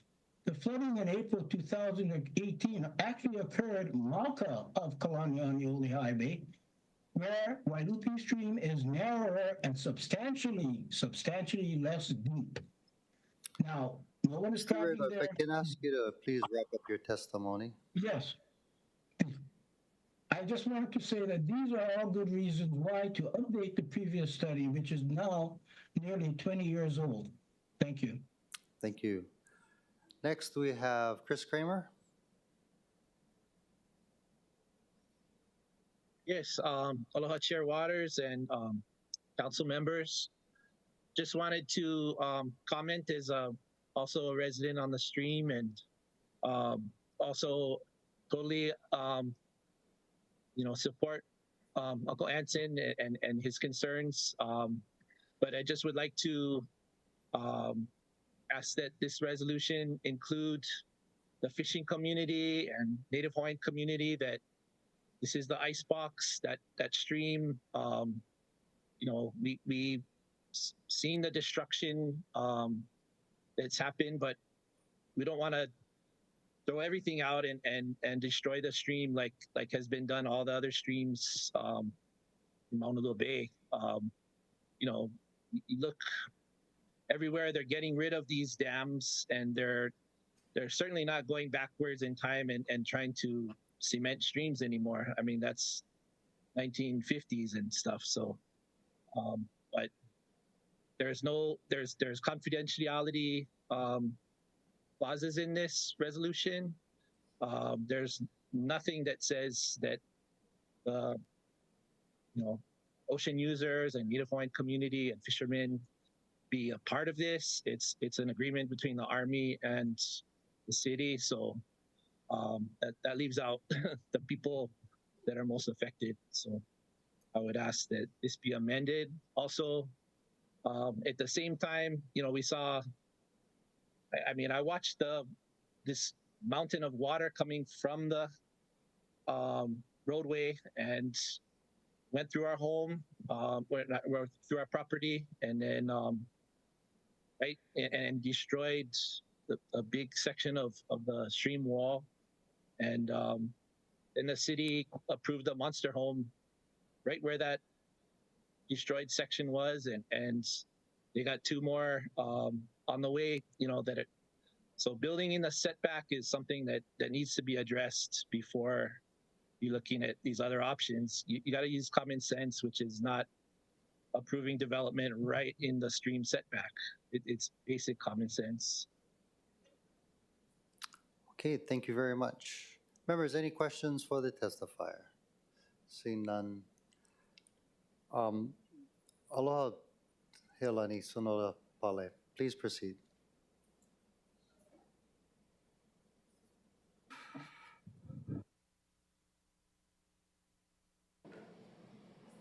Sit again, like that? Okay. Mahalo. Thank you. Sorry for not signing up. My name is Helani Sonora Pale. I am with Pu'uhonua o Wailupe. We are a Native Hawaiian Kanaka Maoli organization that has been doing a lot of work in regards to preservation of cultural spaces and our iwi kupuna in the valley of Wailupe. I wanted to just share my concerns about this resolution as well. We all remember the Alawai flood mitigation project. That was a fiasco. Their plans was to build, the Army Corps of Engineers actually wanted to build football field large size dams in three of our main streams that went into Waikiki, and did not at all involve the community or Native Hawaiian input. And we, as a Native Hawaiian organization that is recognized by the Department of Interior, we have been working in this valley. We have not been asked our opinion about this project, and we feel that Chris is right, that there should be Native Hawaiian consultation on this project. We cannot trust the Army Corps of Engineers. And also I wanna say one more thing. If we do cement that stream, it's going to affect our aquifer. The best ways to recharge our aquifer is for streams to flow from Mauka to Makai naturally. I live in Kuli'o'o. The stream there is cemented. It stinks. We have an issue with ducks. I understand the issues. I understand the risks, and I understand that this is really an issue that is on the top of the minds of the community members in Wailupe, but there are other ways to address this issue, and you need to look outside of the box, and we cannot put our trust in the Army Corps of Engineers. Really look at what happened with the Alawai Canal issue when they tried to mitigate the flood risk there. Mahalo. Thank you. Is there anybody else who'd like to testify? Please come forward.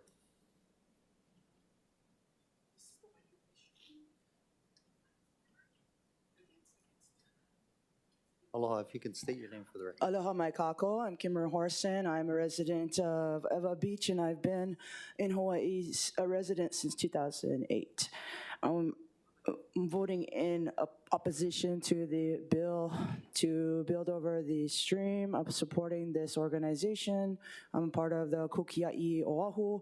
I'm part of Oahu Water Protectors. I am also Native American. I am from the Navajo and Iroquois Nations. My clan is Turtle. Very supportive of my relatives here, the water clans, the water, the streams, the ocean, the freshwater, taro, the patch here. We need to protect our water. The military, for some reason, does not consider, the Army Corps of Engineers does not consider the land. All they consider is war. This would not happen in Germany. I was stationed in Germany, and the Germans would have, what do you call that, when they deport us? They would have deported us, soldiers, if we didn't clean up any of our bullets or anything like that. So it's ridiculous. I don't know why Hawaii is so behind, and why we don't put more pressure on the military, and why at the state level, at all levels. But it is an illegal occupation, and that's what the United States does. They go around and pick fights with people and ruin the environment. Kukia'i water. Mahalo. Thank you. Is there anybody else who'd like to testify? Seeing none, Do we have the Director of Design and Construction? Hello, Director. Could you explain to the community what this resolution does? Good afternoon. Thank you, Chair. Good afternoon, everyone. Council members, I'm Haku Millis. I'm the Director for the Department of Design and Construction.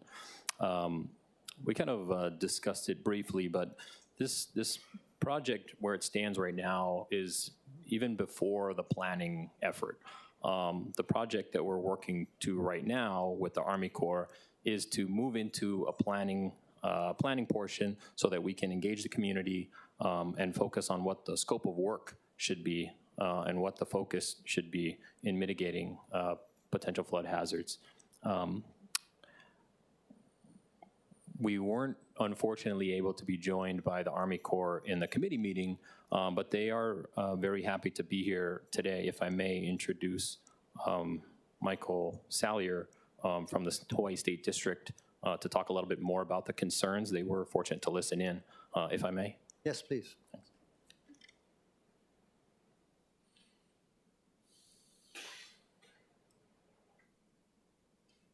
Good afternoon. My name is Michael Salyer. I'm the Chief of Public and Civil Works for Honolulu District, U.S. Army Corps of Engineers. Very grateful to be here today. We have been listening, my staff has been listening for the concerns on the Waialupe project. The Corps has evolved a lot over 20-something years, actually over probably 120-something years. We're very grateful to be here today. We're here to show a support with our partners to try to advance, to get into this study with a feasibility cost share agreement and to work. Well, thank you for being here today. But just to clarify, what this resolution does is authorizes a cost sharing between the city and the Army Corps to conduct a study to mitigate the hazards of flood, correct? Oh, okay. Yes, sir, that is correct. And you give us your commitment that you'll work with the community and let them participate meaningfully in the study when determining what is the appropriate thing to do with Waialupe Stream, right? Yes, sir, that is paramount to having this study and this project go forward. Appreciate that very much. Yes, sir. Members, any follow-up questions? Councilmember Tupola. Hi, aloha. Thank you for being here. I guess my question is when? Like, when do you talk to the community? So I know this is a study that's going to show it, and you said you guys are willing to work. I think just for clarity, is it before, during, after, and then in what ways does that happen? Is it just emails, calls, or is there a community meeting you convene? Just for my own clarification. Yes, ma'am, that's a fair question. As soon as we sign the agreement, we're able to tackle it with some resources. We'll be putting together an extensive outreach. Assuming what the outcome is, we'll get into some possible design and construction options. When you say extensive outreach, do you mean like via mailers, postcards, or you mean knocking doors, or how do you do your outreach? Well, we have some professionals that deal specifically with outreach, and many of those folks are locals. And it will, as we get the team together, we will develop a communication and outreach strategy of which we'll start meeting with community members who will further identify other members that will be important to be a part of that process. Do you already have everyone's contact here that stood up? We will obtain those contacts. Okay. Yes, ma'am. Okay, thank you. Thank you, Chair. No, thank you. And just to follow up, please keep me in contact because I can reach out to the community and host community meetings as well. Members, any follow-up questions for Army Corps or Department of Design and Construction? Seeing none, thank you. Any further discussion, members?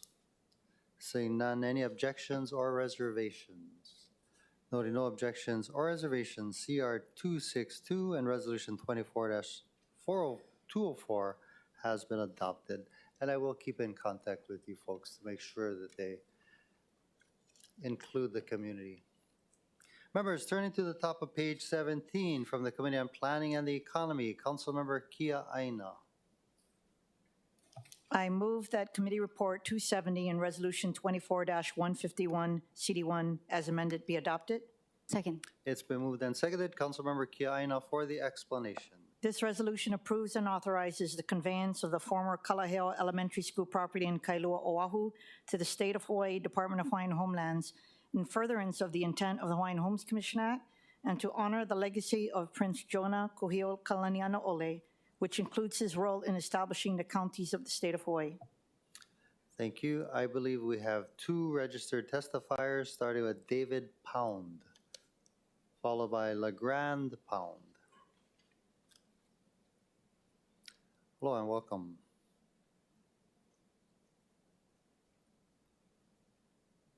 Hey, good morning, Council. Thank you, Chair.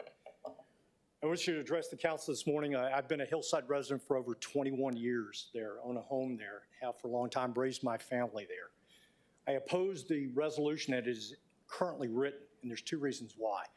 First of all, there's no logical reason to adopt this resolution before the conduct of due diligence surveys on the part of the city and DHHL have been completed, provided to citizens and homeowners for us to review and comment further.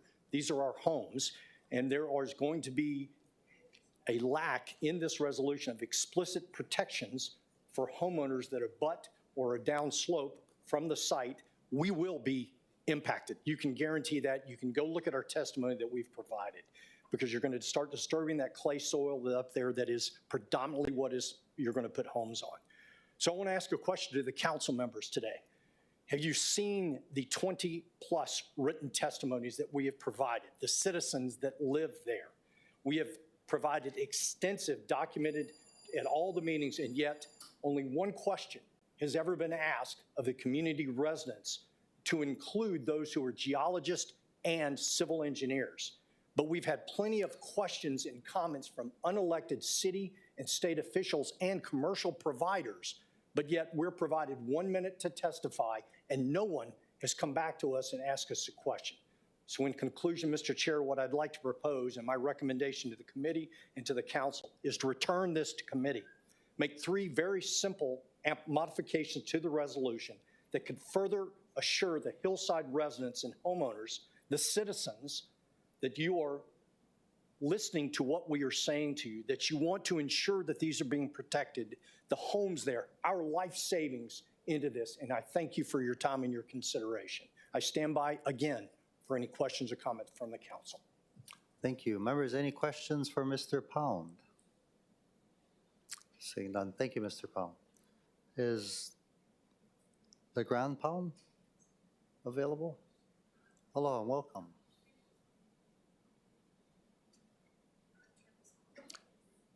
Sorry. Hi, I'm LeGrand Pound. I'm coming here. That was my husband just before, so I'll try not to repeat everything that he said. You know, we've been living there quite a long time.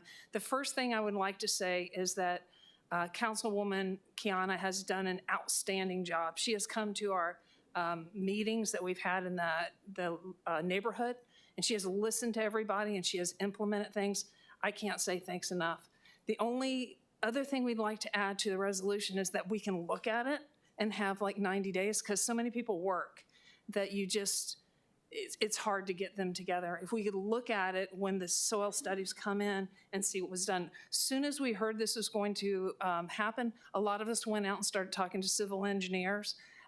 As you've heard, the devastation to our houses is just immense. It'll make you cry to listen to these people talk about it.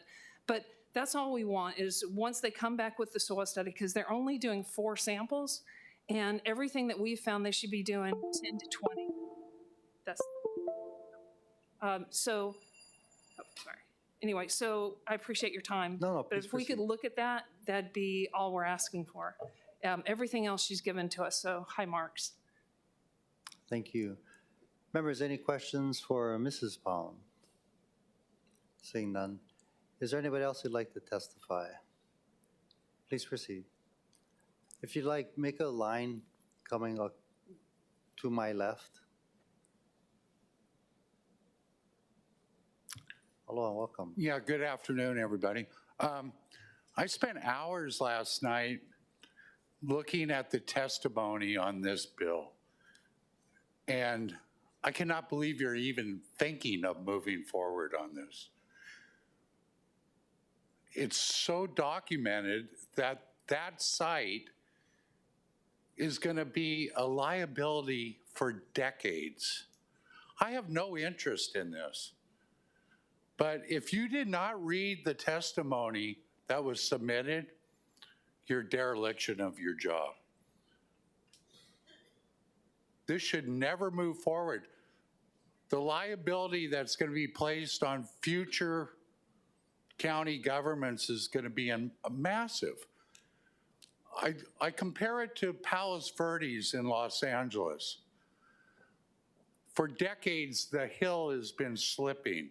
If you read the testimony, these people that own homes there, it's going to be devastating for them. I suggest that you put this on hold and not move forward. Thank you very much. And also, just one point, I think on September 23rd, there's going to be a premiere of a new TV show called High Surf. It was filmed on the North Shore. We need everybody to support that. It's the only local production going on the island right now. And we need people to view it so it gets renewed and provides jobs for our local people. Thank you. Thank you, Tim. Angela Melody Young.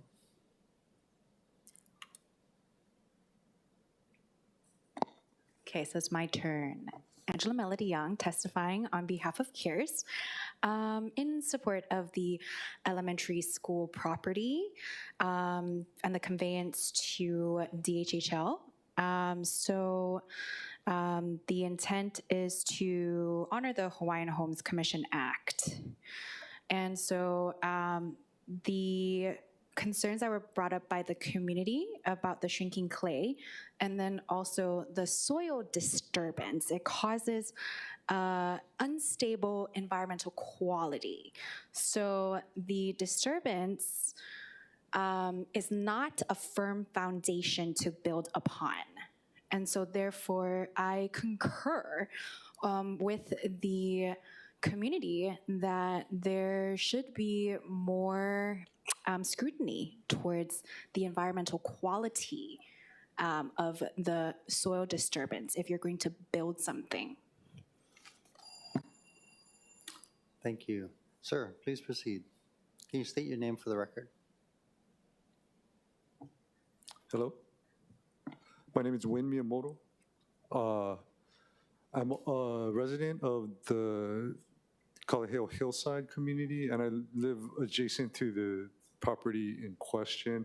And I am opposed to the resolution as currently written. I agree with everything that the Pounds have said previously. I also feel like there also needs to be more make sure that there's accountability in case anything does happen. I mean, if it's with the city or with DHHL, in case there's any damages done to our existing properties, or there needs to be some type of accountability for that. Also, I am not in favor of the city maintaining ownership of the roads and taking responsibility for design and construction of the road and utilities, because it's a very large financial responsibility that's currently not afforded to anybody else, any other agencies, any other developers. And I just feel like DHHL should handle all of that and turn everything back over to the city for maintenance, but just not construction and design. Thank you, sir. Any questions for the testifier? Seeing none, thank you. Is there anybody else who'd like to testify? Seeing none, members, somebody's raising their hand. Mr. Clerk? Mr. Chair, we have several registered testifiers remotely. Please proceed.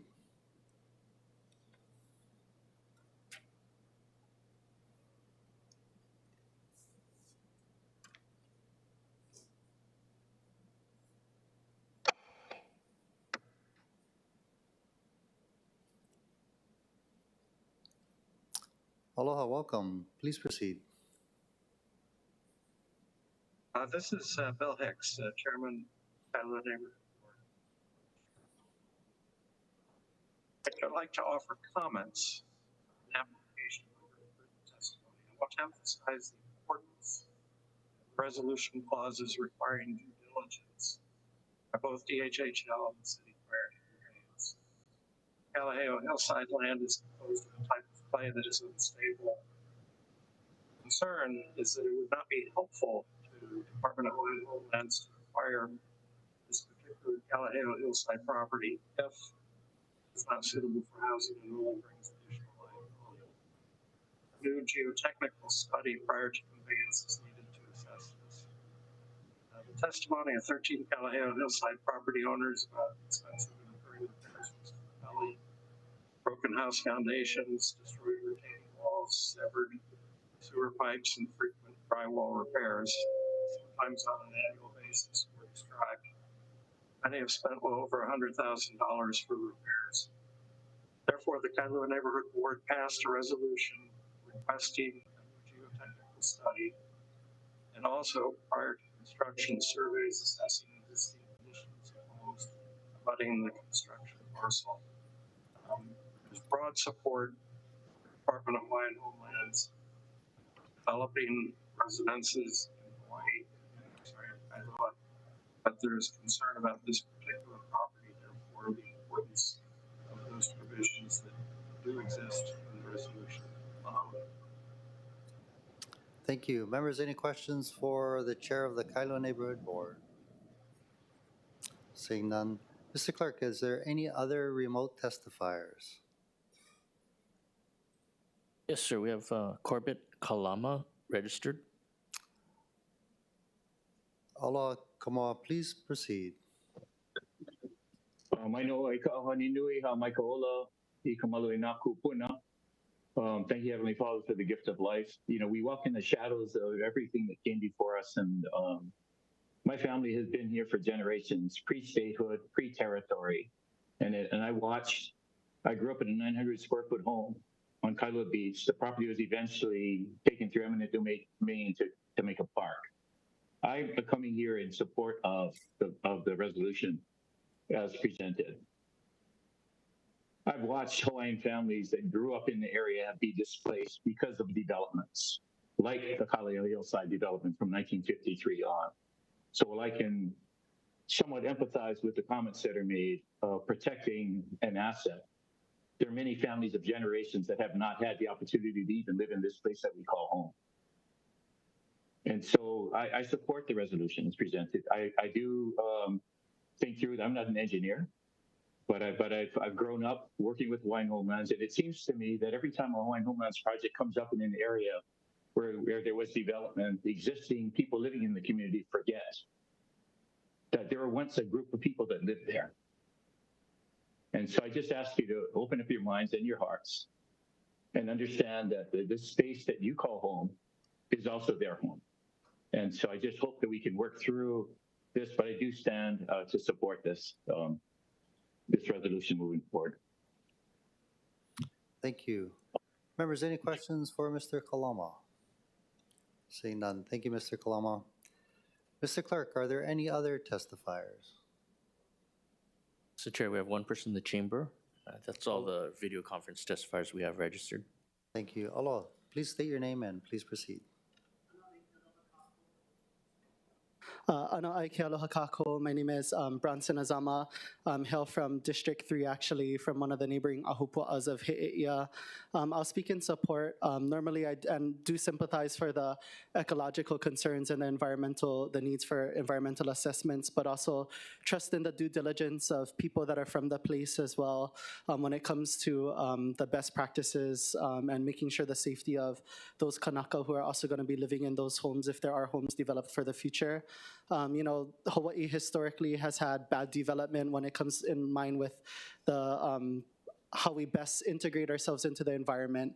But if there's any particular group of leadership and people to trust, you know, I would honestly trust with council members' due diligence and then have faith with DHHL as well as the faith of our community, knowing that we come from a very ecologically mindful community of Ko'olaupoko and have strong advocates for such. Yeah, mahalo nui. Thank you. Is there anybody else who'd like to testify today on this matter?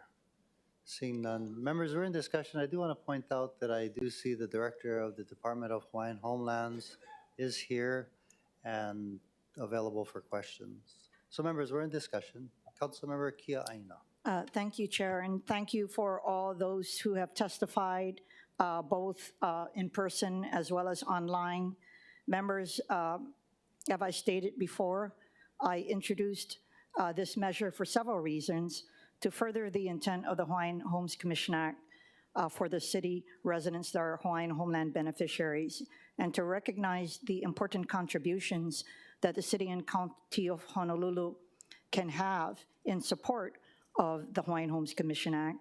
And of course, this measure is to also honor the legacy of Prince Jona Kuhio Kalanianaole, who played a role in establishing the counties of the state of Hawaii, as well as the Hawaiian Homelands Program. This measure would authorize the conveyance of 10 acres of vacant surplus residentially zoned land at the former proposed Kalaheo Elementary School site to the State of Hawaii Department of Hawaiian Homelands. The city intends to convey the land to the department to develop single-family homes for its Native Hawaiian beneficiaries consistent with the character and scale of the current homes in the area. I want to thank the members of the Kalaheo Hillside community and the Kailua Neighborhood Board for their feedback and engagement on this resolution. Their mana'o resulted in additional provisions at our last hearing that clarify that the conveyance of the Kalaheo site to DHHL is for the development of single-family homes.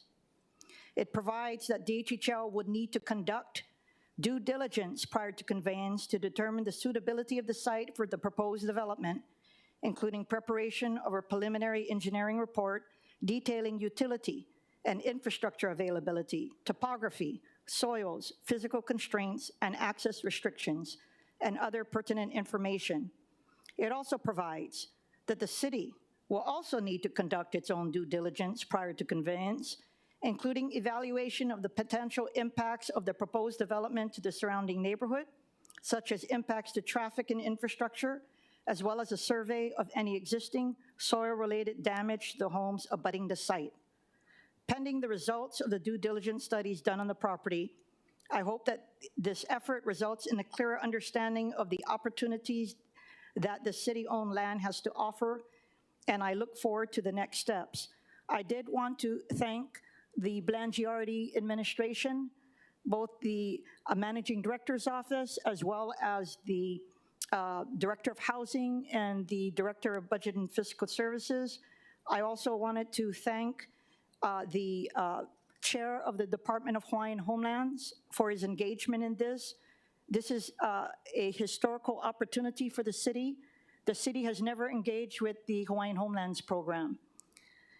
I also wanted to thank the Council for Native Hawaiian Advancement, as well as the Office of Hawaiian Affairs for their support of this measure. I share the concerns of those who are opposed to this measure. I don't take my job lightly. As many people know, I am an ardent advocate of the Hawaiian Homes Commission Act. My great-grandmother was one of the first beneficiaries in Kalamaula, Molokai. The majority of my immediate family live on Hawaiian homelands, and I can tell you that things may be very different no matter how much schooling I got. If my family had to leave Hawaii, I likely would not be here as your city council member because I would want to stay with my family. And they live on Hawaiian homelands throughout the archipelago, in Waimanalo, in Waianae, in Nanukuli, in Kapolei, in Ho'olehua, in Kalamaula, and Kaunakakai. I'm probably one of the only ones with fee simple property because I was able to afford it. So I just want to say that I can commit to the community that this is not a conveyance of the property, it's authorizing the conduct of due diligence efforts to see whether or not the city can convey it. And I commit to you that throughout this process, we are going to be taking your concerns into account. Thank you so much, and I just urge support of this measure by my colleagues. I don't take this measure lightly at all. Thank you. Members, any further discussion? Councilmember Tupola. Just a quick question for the Chair of Department of Hawaii and Homelands.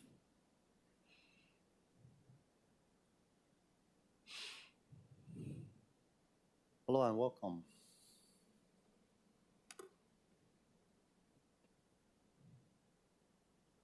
Good afternoon, Kali Watson, the Chair of the Department of Hawaiian Homelands and Commission. Thank you. We're so glad that you're here. So based upon what Councilmember Kiaina said with the due diligence that's conducted, one of the testimonies that I read asked the question whether or not the department would be building it or whether they'd be basically giving out leases and letting other people kind of individually build lots. In your perspective, if conditions are suitable, how would that proceed? Yeah, on this particular project, numbers would probably justify us going out, putting out an RFQ or RFP to identify a developer that would be best suited to do this type of development. You know, we have about 28 projects, so we're very active in scrutinizing as well as identifying developers that have the expertise as well as the resources to build something like this. And let me just say, I can assure you that even before we get to that point, we have to do our due diligence. We got to check out the site because I heard all the complaints, and that's a real concern for me.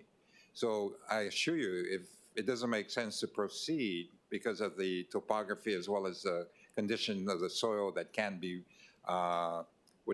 resolved in an effective way, we're not going to proceed. But if we, and again, you know, that is an open question. We haven't made a decision, and it's going to take a lot of due diligence, analysis, investigations, you know, testing, on and on and on before we come to a conclusion. Thank you so much. I just wanted everyone to hear that publicly because I heard you say it in the committee hearing, and I know that you guys are committed to doing the right thing, and I know that the residents that are here, you know, want that commitment from the council member as well as from you. Thank you, Chair. I appreciate it. Can I make further comment? Please proceed. I just wanted to thank the area council member. You know, I think that it's so applaudable to be able to give a vacant parcel of city land, if possible, right, to help with more housing, but even specifically with Hawaiian housing. So I'm grateful that she's incorporated all of their comments. I've just wanted to say publicly, I read all the testimony. I know a lot of people said, did you read it? Definitely, we're reading the testimony and we're hearing them. And because of how outstanding Councilmember Kiaina is, she was able to take all those concerns and weave it into something that she feels will really address everything. So I just wanted to commend her for all her hard work and, of course, for trying to find middle ground to help something like building Hawaiian homes, but at the same time appeasing all the community concerns. Thank you, Chair. Thank you. Any further discussion, members? Seeing none. Any objections or reservations? Noting no reservations or objections, CR 270 and Resolution 24-151, CD1, has been adopted. Members, moving to page 18, new business. Vice Chair Kiaina. I move that Resolution 24-199 be adopted. Second. It's been moved and seconded. Vice Chair Kiaina for the explanation. Urging the Hawaii State Legislature update and clarify the Hawaii laws relating to electric bicycles and electric dirt bike motorcycles. Thank you, Mr. Clerk. Do we have any testifiers? Mr. Chair, we have no registered testifiers, one person in the chamber. Okay, please proceed. Aloha, Angela Melody Young, testifying on behalf of CARES in strong support. So this resolution is a city resolution urging the Hawaii state law to be upgraded. In terms of being parents and adults, you know, what can we do to prevent unsafe, hazardous conditions within schools and students? Because students like to push the limit of what's appropriate for teenagers to be doing. And while they're not very mature, the law will set a guideline to determine for them what are safe parameters and boundaries for teenagers as it relates to electric bicycles. So the state law will help to set that boundary and what can we do to prevent hazardous collisions and crashes to make sure we have students who are trained and equipped to know what's appropriate and what's inappropriate. So this is a really good resolution. And also, for example, we can take a peek at California's law to justify if Hawaii's law is strong enough to withstand the mandate. Riders must be at least 16 years old to operate a Class 3 e-bike, and all riders under 18 must wear a helmet on any sort of bicycle. So as we can see from the resolution, Hawaii is one of the states that does not have a structuring class like California's law. So I look forward to a robust discussion.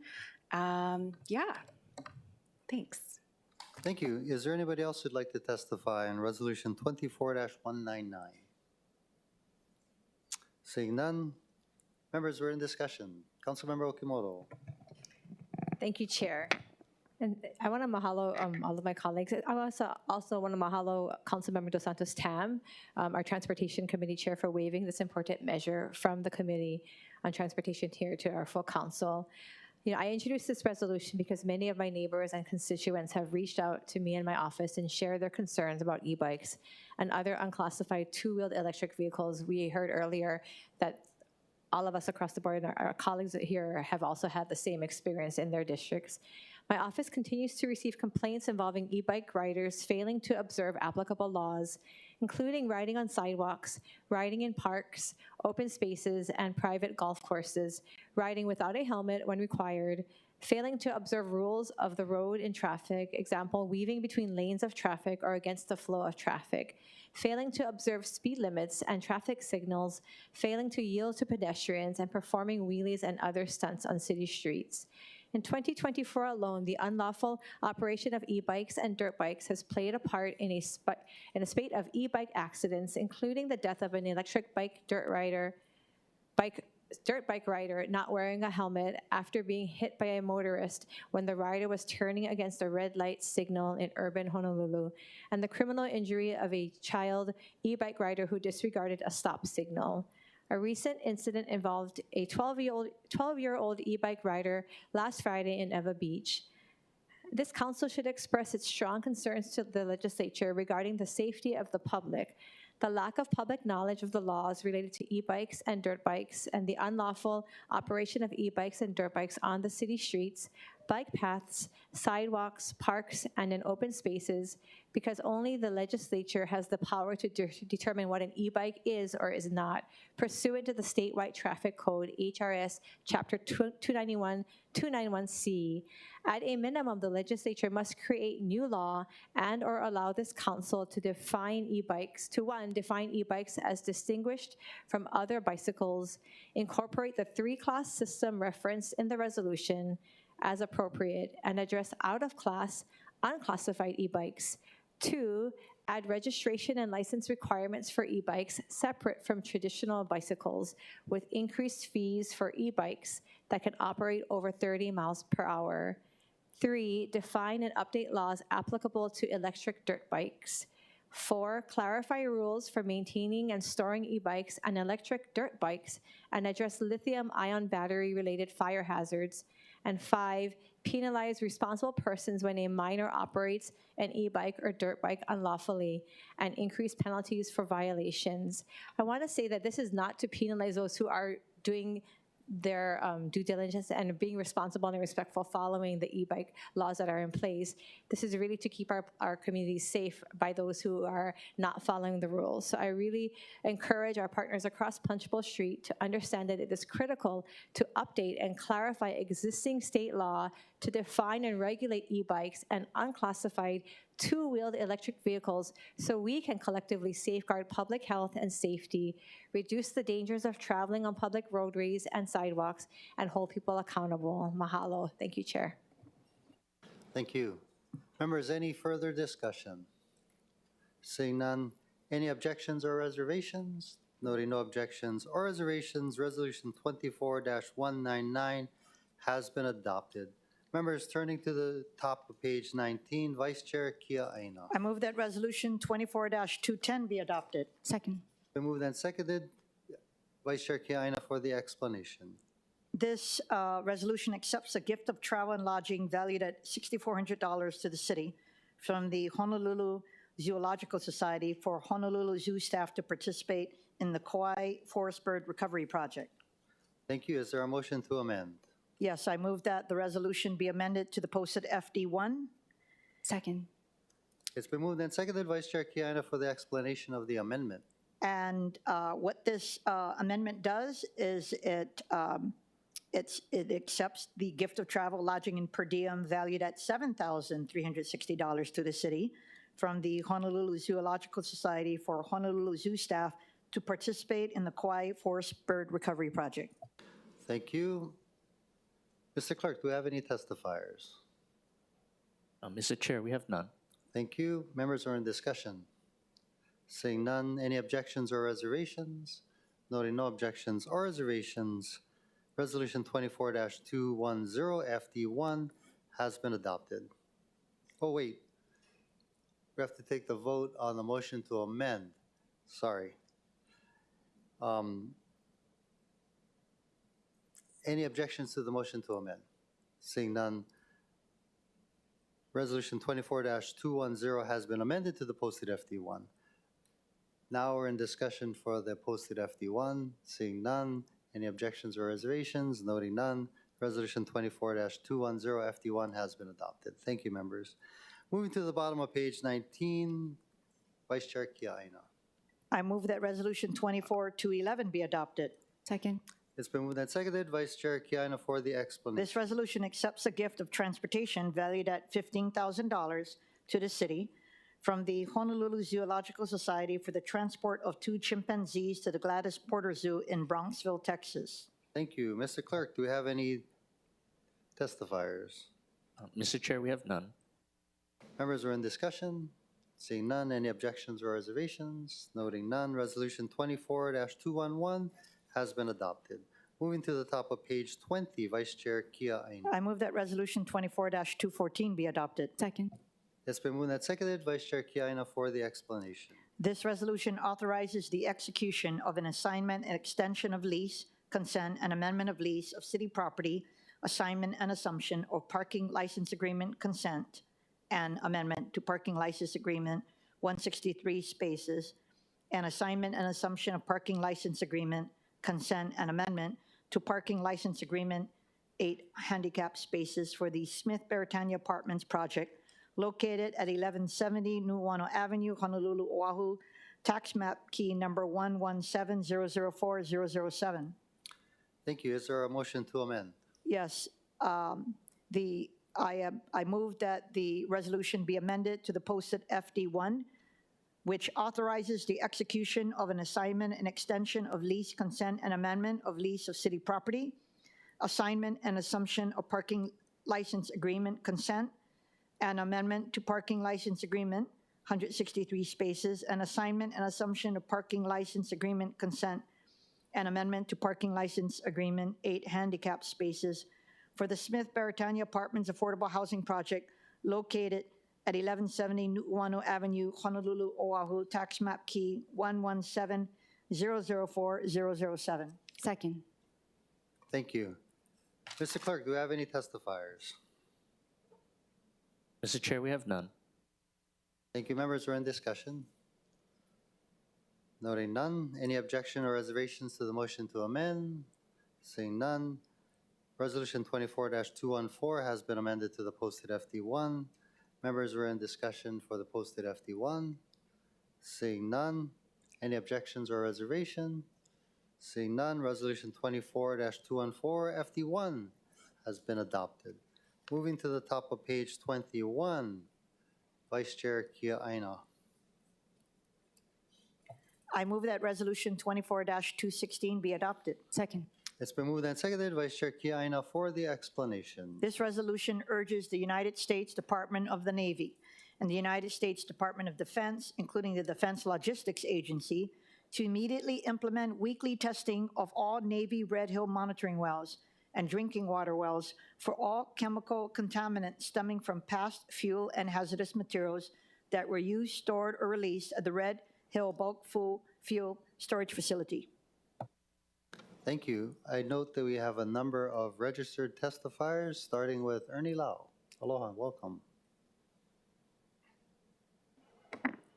Thank you, Chair and members. Ernie Lau, Manager and Chief Engineer from Honolulu Board of Water Supply. We stand in strong support of this resolution. We appreciate the leadership and the courage of this council through the years on the Red Hill issue, always standing in protection of our vai, because water is life. I am also here with our board chair, Na'alehu Anthony, and just defer some time to Na'alehu. Good afternoon, council members, chair. Aloha nui kako. Na'alehu Anthony, Chair, Board of Water Supply. Just wanted to maybe make a couple of comments in support of this measure. I wanted to thank you folks as well for all of your support over the years. You know, we have been on this journey for a long time. Ernie, much longer than myself. I've only been on the board for 3 or 4 years, but it is absolutely critical that we find ways to make sure that we can monitor and remediate the aquifer between Red Hill and Halawa Shaft. And we'll be here for any questions as needed. Aloha. Thank you. Members, shall we ask questions now or go through the testimony and come back for questions? Yep, testimony? Okay, thank you. Can you folks hang on? Thank you. Next, we have Wayne Tanaka, Sierra Club of Hawaii. Aloha, Wayne. Thank you for your patience.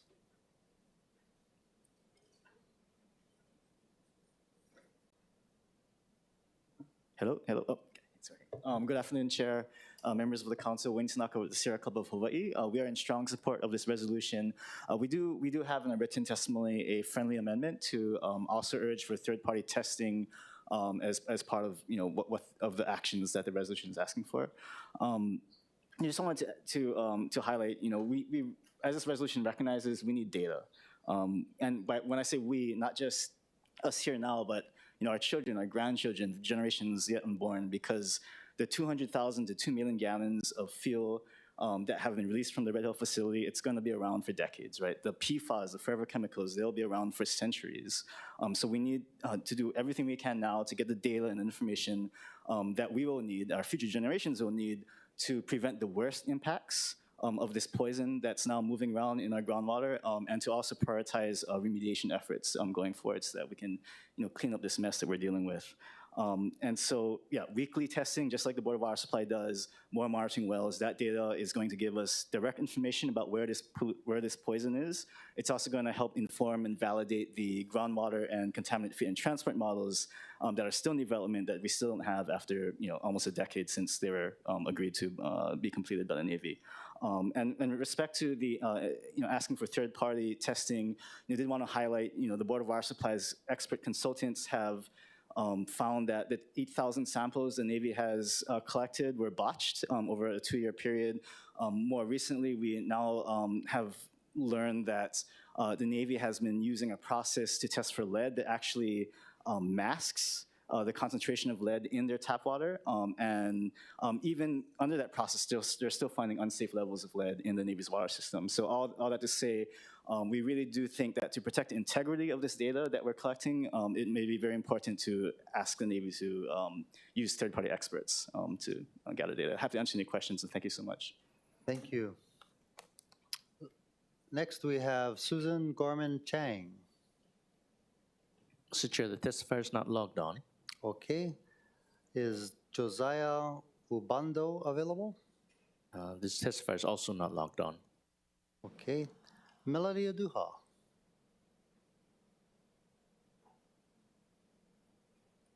Okay. Hello, Thank you very much. Thank you very much, Chair.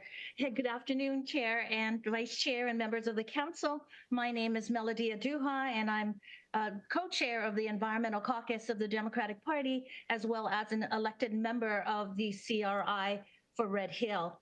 Now, I rise in support of 24216, and we do urge the Navy to have immediately weekly testing as soon as possible. And also, I do agree with Sierra Club, with Wayne Tanaka, saying that we need to have a third-party tester, as well as I'd like to request that we go forward with a toxicology lab on island so that samples need not go to the mainland.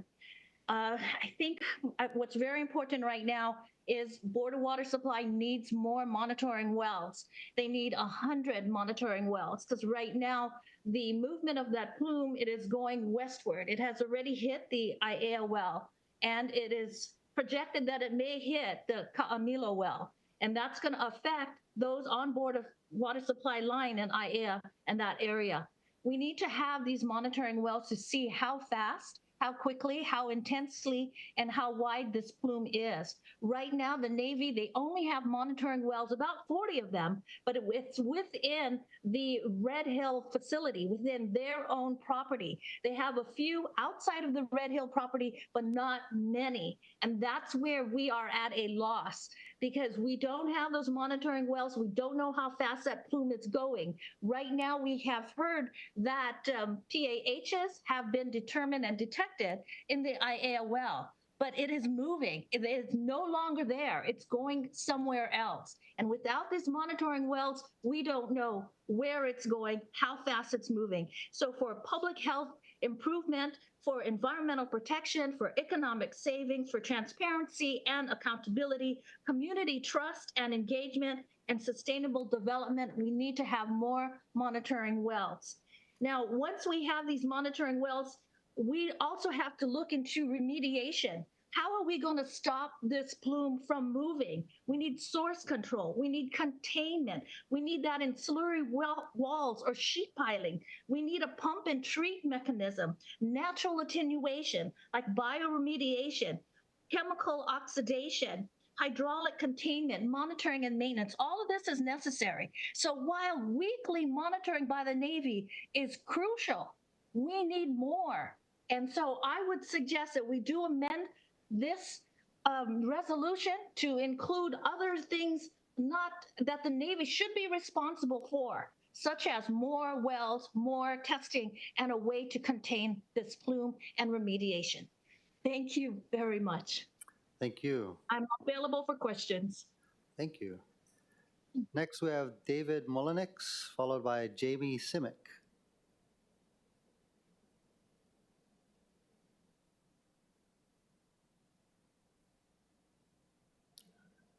Aloha, welcome. Please proceed.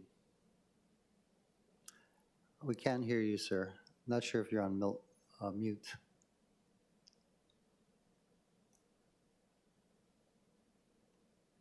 Still can't hear you.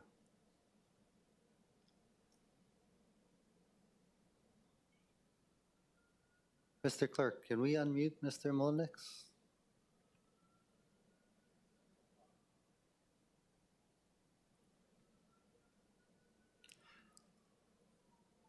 Sorry, sir. We'll come back to you. We can't hear you. Is Jamie Simic available? Mr. Chair, that testifier is not logged on. How about Ilima Di Costa?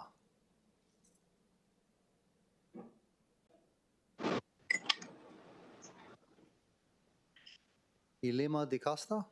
Yes, aloha. Thank you so much for the opportunity to testify. I wanted to thank the council for basically presenting this resolution. I think it's important and long overdue, so I just wanted to acknowledge your hard work in putting this together. I've already submitted my testimony. I'd like to stand on that. I'd also like to kako'o the testimony of the prior testifiers. Clearly, Melody has done so much hard work, and I just treasure her because I know that she cares so much about our community and about our VI and our environment. So please do listen closely to her. As a mother, my appeal is a little bit different because I'm appealing to you as a mother who once had to move a child back home while she was living on Kaneohe Marine Corps Air Station, and she was pregnant and told not to drink the water. I was alarmed. We didn't know what was in the water. They wouldn't let them drink the tap water. They provided them with bottled water and basically cordoned off the playground. But I've always wondered what was in the water or what was happening all these years. Was it PAHs? Was it PFAS? Was it lead fragments from the jet fuel? I don't know. I never knew. But I'm pretty sure that if my daughter had lived, if she was alive today, that she would be here and she would be testifying about her experiences as a young, scared, military dependent, as a young pregnant spouse, wondering what was going to happen to her unborn child. So Ikaika was born healthy. We're very happy. But we know that there's something in the water. There's been something in the water and the soil for many years. So I hope that you will address this issue. You will think about all the families who are still continuing to live under these conditions without an alternate water source. You will think about the fact that the military has already purchased some of the demonstration items or some of the water, alternate water making items in order for them to demonstrate how they can make more water. But they haven't made this available to the people who live on their water supply. So I want you to think about all of the families who are still being impacted. Think about Ikaika, who was born healthy because his mother was wise enough to let go of her base housing and move back home with her family. But not everybody has that opportunity. There's so many military families here that are struggling. They need the help. They need the support. Please do think about them, think about their children, and please do help to protect the future generations, protect our water supply. Mahalo. Thank you. Next, we have Deborah Pence, followed by Keona Wren. Mr. Chair, both testifiers are not logged on. Okay. Is Stephanie Yu, followed by Lauren Frazanelli. And those testifiers are also not logged on. Okay. Karen O'Mahony and Tara Rojas. Mr. Chair, Ms. O'Mahony is not logged on. Ms. Rojas is.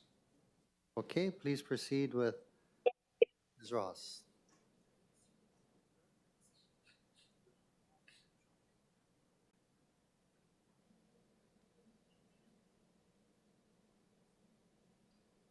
Aloha, can you hear me? Yes, we can. Please proceed. Okay.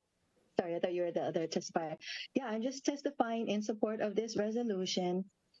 We've been, at all of the meetings with the CRI, at the Navy open houses.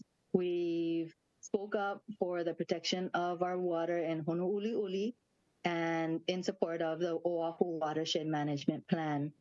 I do want to stress that the Navy does need to be held accountable because in addition to the contamination at Red Hill, while I was researching other important issues like ocean wind turbines being proposed, I found out and I found a document, maybe that was meant calling to be found, about the military. It was a hearing in Congress, October 10, 2002, in which they shared previously classified and they had to declassify it to share it about the SHAD, the ship hazard. It was basically in a nutshell about chemicals and contamination that they did on purpose and unknowingly to the ship personnel and also in Hawaii in addition to other places. So it's documented there from then and way back even before their continuous contamination intentionally and or accidentally, quote unquote, of our land and our waters. And they need to be held accountable that if in 3 years they cannot even at this point err on the side of caution and agree with the results being presented, with facts being presented, then we need this in addition to critical mass to demand that they are held accountable and minimally do weekly testing. So mahalo for what you're doing, mahalo for this resolution, and mahalo for everyone that keeps standing up for our vai. Aloha. Thank you, Tara. Next, we have Mia Lisa Otis.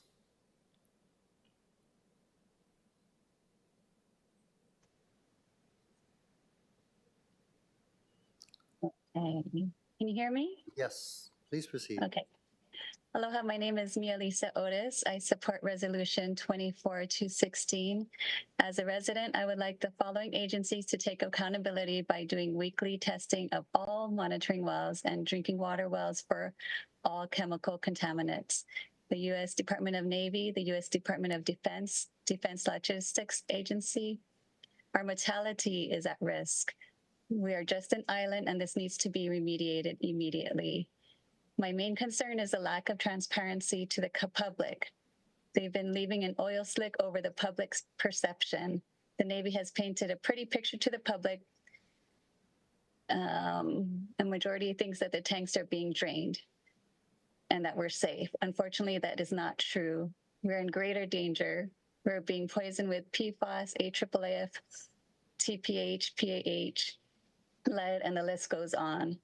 We'll have to divert so much water from wells that we'll have to eventually have to shut down along the way. This is a dire need for our families, friends, animals, plants, and food. Ola ikabai, water is life. I appreciate you doing what you can in your power to hold the biggest polluter accountable. Mahalo. Thank you. Next, we have Ikaika o Nalani James. Mr. Chair, the testifier is not logged on. Okay, is Chun James logged on? She is also no longer logged on. Okay, Bronson Azama? Hello. Ana Aike aloha kako. Thank you so much. I don't want to echo too much of what some of the previous testifiers have shared. Just support for this resolution, and then additional comments that I really would appreciate to additional support. Our CRI representatives that represent our community on this issue have been working tirelessly, and it's a continuous slap in the face when we see that the Navy hasn't shown up to. I think it was like 5 meetings now, and with the independent studies that have been organized by the Board of Water as well as by the CRI themselves, it would be greatly appreciative to if the Navy's there to have at least some dialogue into the processes that have led to the botch testing, and to have this conversation. It's a contentious issue. I don't know why people expect it to lean a certain way, but we really do need to work collaboratively on these issues, and we do need to hear what the Navy has to say, and there needs to be some metric and measure of accountability to them not even coming to the table to be transparent with our community about the contaminants that are in the water and the process in which they're supposedly monitoring and remediating. Yeah, mahalo. Thank you. Let's go back to Mr. Mullenix, and then I'll open it up to in-person testifiers. Mr. Mullenix, hey, again. Can you hear me now? Yes, we can. Perfect. Please proceed. Oh. Great technology. Dave Mullenix with Greenpeace Hawaii.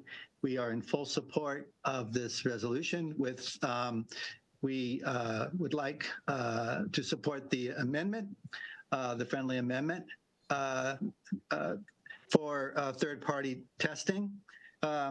Unfortunately, the Navy has already shown us that they cannot be trusted. They lied. They deceived, they misled, they hid, and really blatantly lied about the water contamination from Red Hill. And they could have avoided thousands of people being poisoned from the fuel spill at Red Hill. So we already know that they cannot be trusted. So we need a third party to be testing the waters. So we strongly encourage you to do that. And thank you so much for hearing this resolution, and please pass it. Thank you. Thank you for your testimony. Next, I'd like to open it up to in-person. I believe Helani Sonora-Pale was first, and if you'd like, you could start to form a line to my left. Aloha again, please proceed. Okay. Aloha Chair Waters, Vice Chair Kiaina, and Honorable City Council members. Kalohui Hawaii is testifying in strong support of Resolution 24-216 with 2 friendly amendments to request the Navy to use third-party experts to conduct its water testing and demand timely submissions of these results to the Board of Water Supply. The 80-year history of the Red Hill bulk fuel storage facility has yet to be fully investigated. Sitting 100 feet above Oahu sole source aquifer, this facility has been leaking since year 1. What we don't know is how much fuel has leaked from the tanks and what other dangerous toxins have been stored at Kapukaki that could have potentially leaked into our Aina and Vai. In November of 2023, the Red Hill Water Alliance Initiative, or VI group, made up of local officials, released a shocking report which estimated 6,000 gallons of fuel has been spilling every year in incidental leaks for the past 80 years, and that another 1.3 million gallons may have spilled in the 1940s. This is in addition to the tens of thousands of gallons of fuel we know of and the 1,300 gallons of PFAS, carcinogenic forever chemicals, which was released in 2022. The last known large leak from the Navy Red Hill facility was 19,000 gallons of fuel, which poisoned 93,000 residents, many of whom to this day are still dealing with long-term medical conditions and have yet to be treated with the humanity they deserve by the U.S. Navy. We are a couple months away from the 3rd year anniversary of the last Red Hill fuel spill, and here is what we know.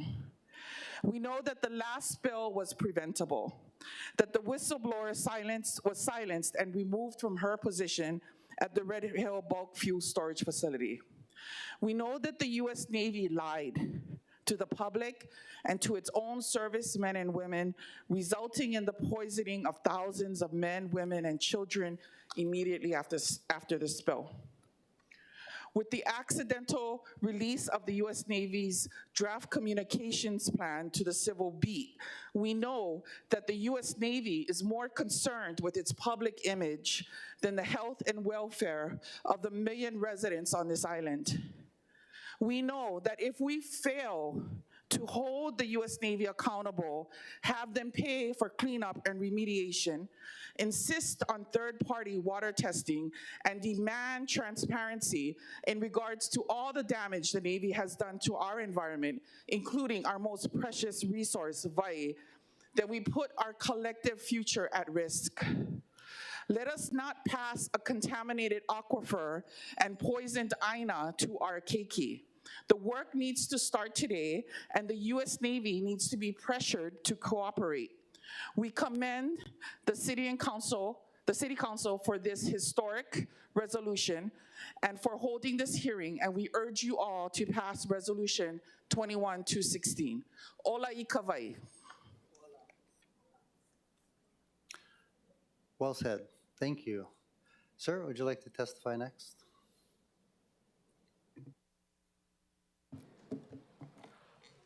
Aloha. My name is Jazzer Kata. I live in Aiea. I am testifying here today in support of Resolution 24216. I stand here alone and unknown and young to give voice to my community that I love. Our water is at threat, and without water there can be no life and no future. As a lifeguard for the city and county of Honolulu, I'm always surrounded by water. It's something that we learn to trust. We always ensure it's safe for our swimmers, but I can't help but feel helpless while the water around me, the water around my community of Aiea, is in question. I eat the watercress at Sumida Farms, which is nourished by the springs of Kala'ao. I help grow the kalo in our Aina. I dip the toes in the waters near our Loko'ia Paiao. And I feel the mist atop our heiau. Water is our most sacred and fundamental resource of nourishment, and it must be protected.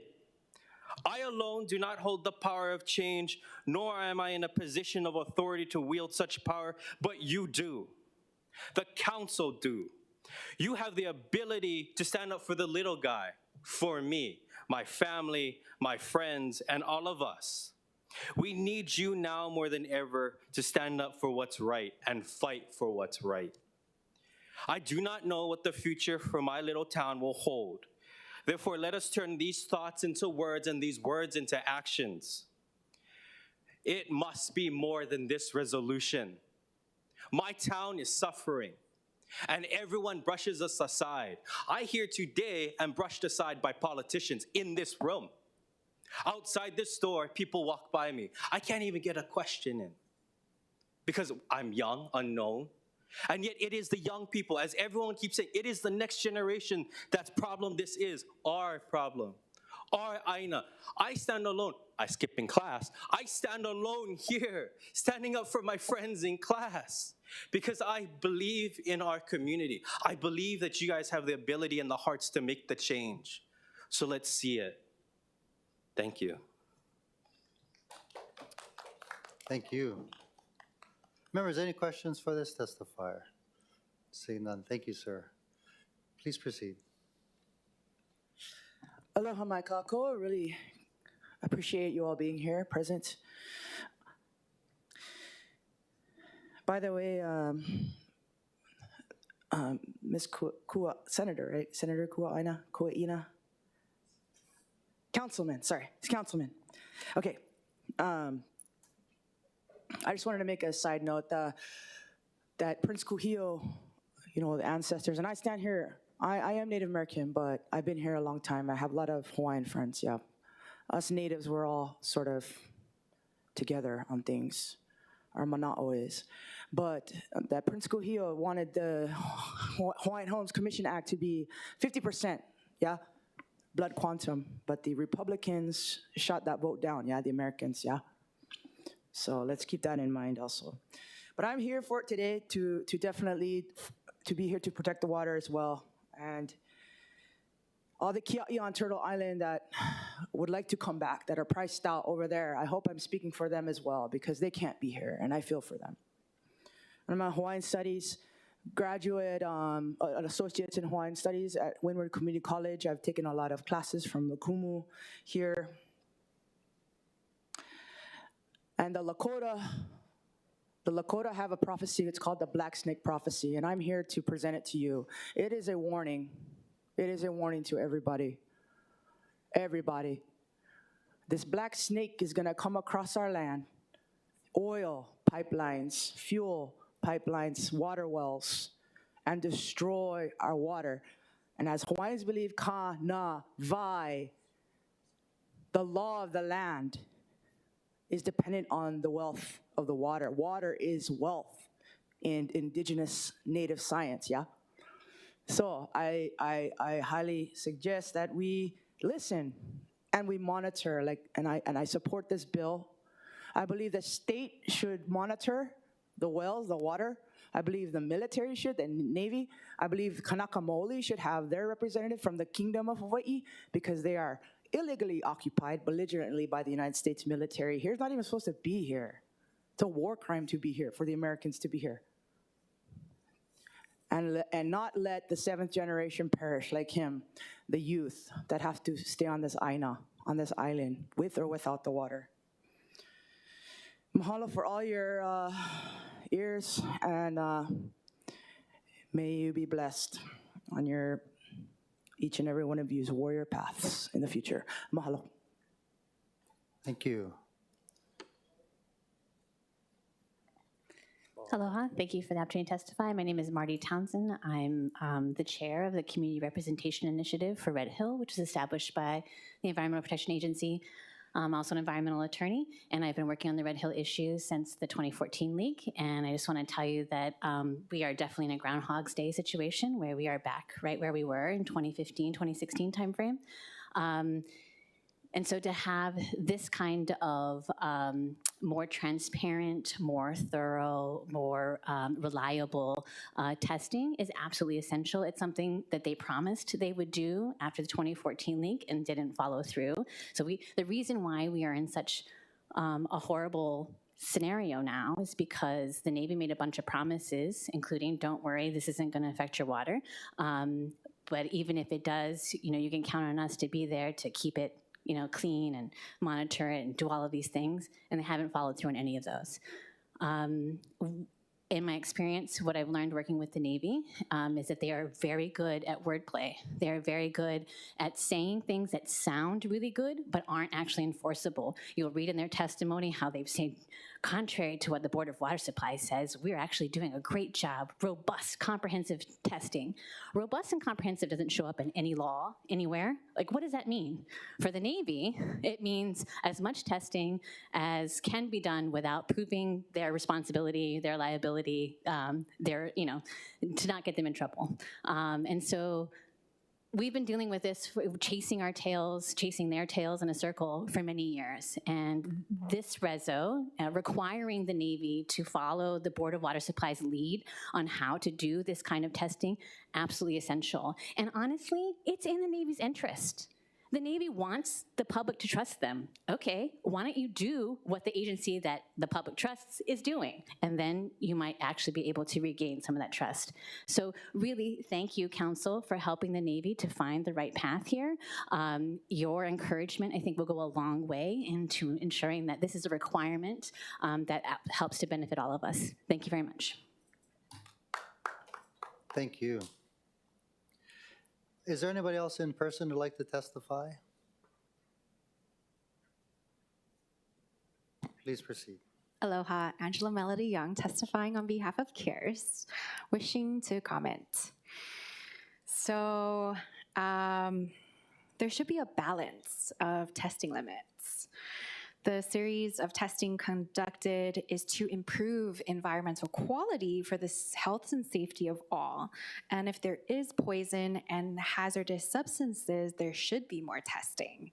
And if the water is safe and not poisonous, shouldn't it not require weekly testing, which costs a lot of resources? Environmental protection is the due diligence of the government after having heard the concerns of the public and the poison of the environmental quality of the natural resources. So the Board of Water Supply did a presentation, and so the city has done its due diligence, where we learned about polycyclic aromatic hydrocarbons, which are a classification of carcinogens. Carcinogens means it can cause cancer. And for those who are exposed to polycyclic aromatic hydrocarbons through inhalation, dermal exposure, it can cause cancer. And foods that may have the polycyclic aromatic hydrocarbons are smoked products, certain beef products such as flame-grilled burgers, and certain types of dried foods, including spices and plants or algae-based supplements. So the International Agency for Research on Cancer classifies polycyclic aromatic hydrocarbons as a carcinogen, while others classify it as possibly carcinogenic. So there are different standards of what is hazardous and what environmental concerns and what environmental agents causes the development of cancer. So the standards are different, okay? So as the resolution sets the guidelines, these are important points to consider.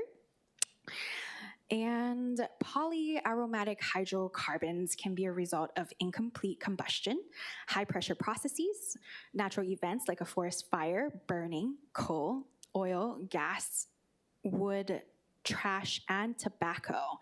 And it can also be found in waste incineration facilities, which are facilities that burn trash and produces a smoking effect and ash residue. So it is very necessary to monitor pollution to set guidelines for health and safety of all.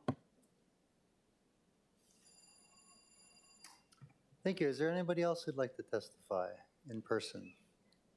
Seeing none, I do want to go back. I believe Jamie Simic is now registered testifier, but now logged on. Is Jamie Simic available?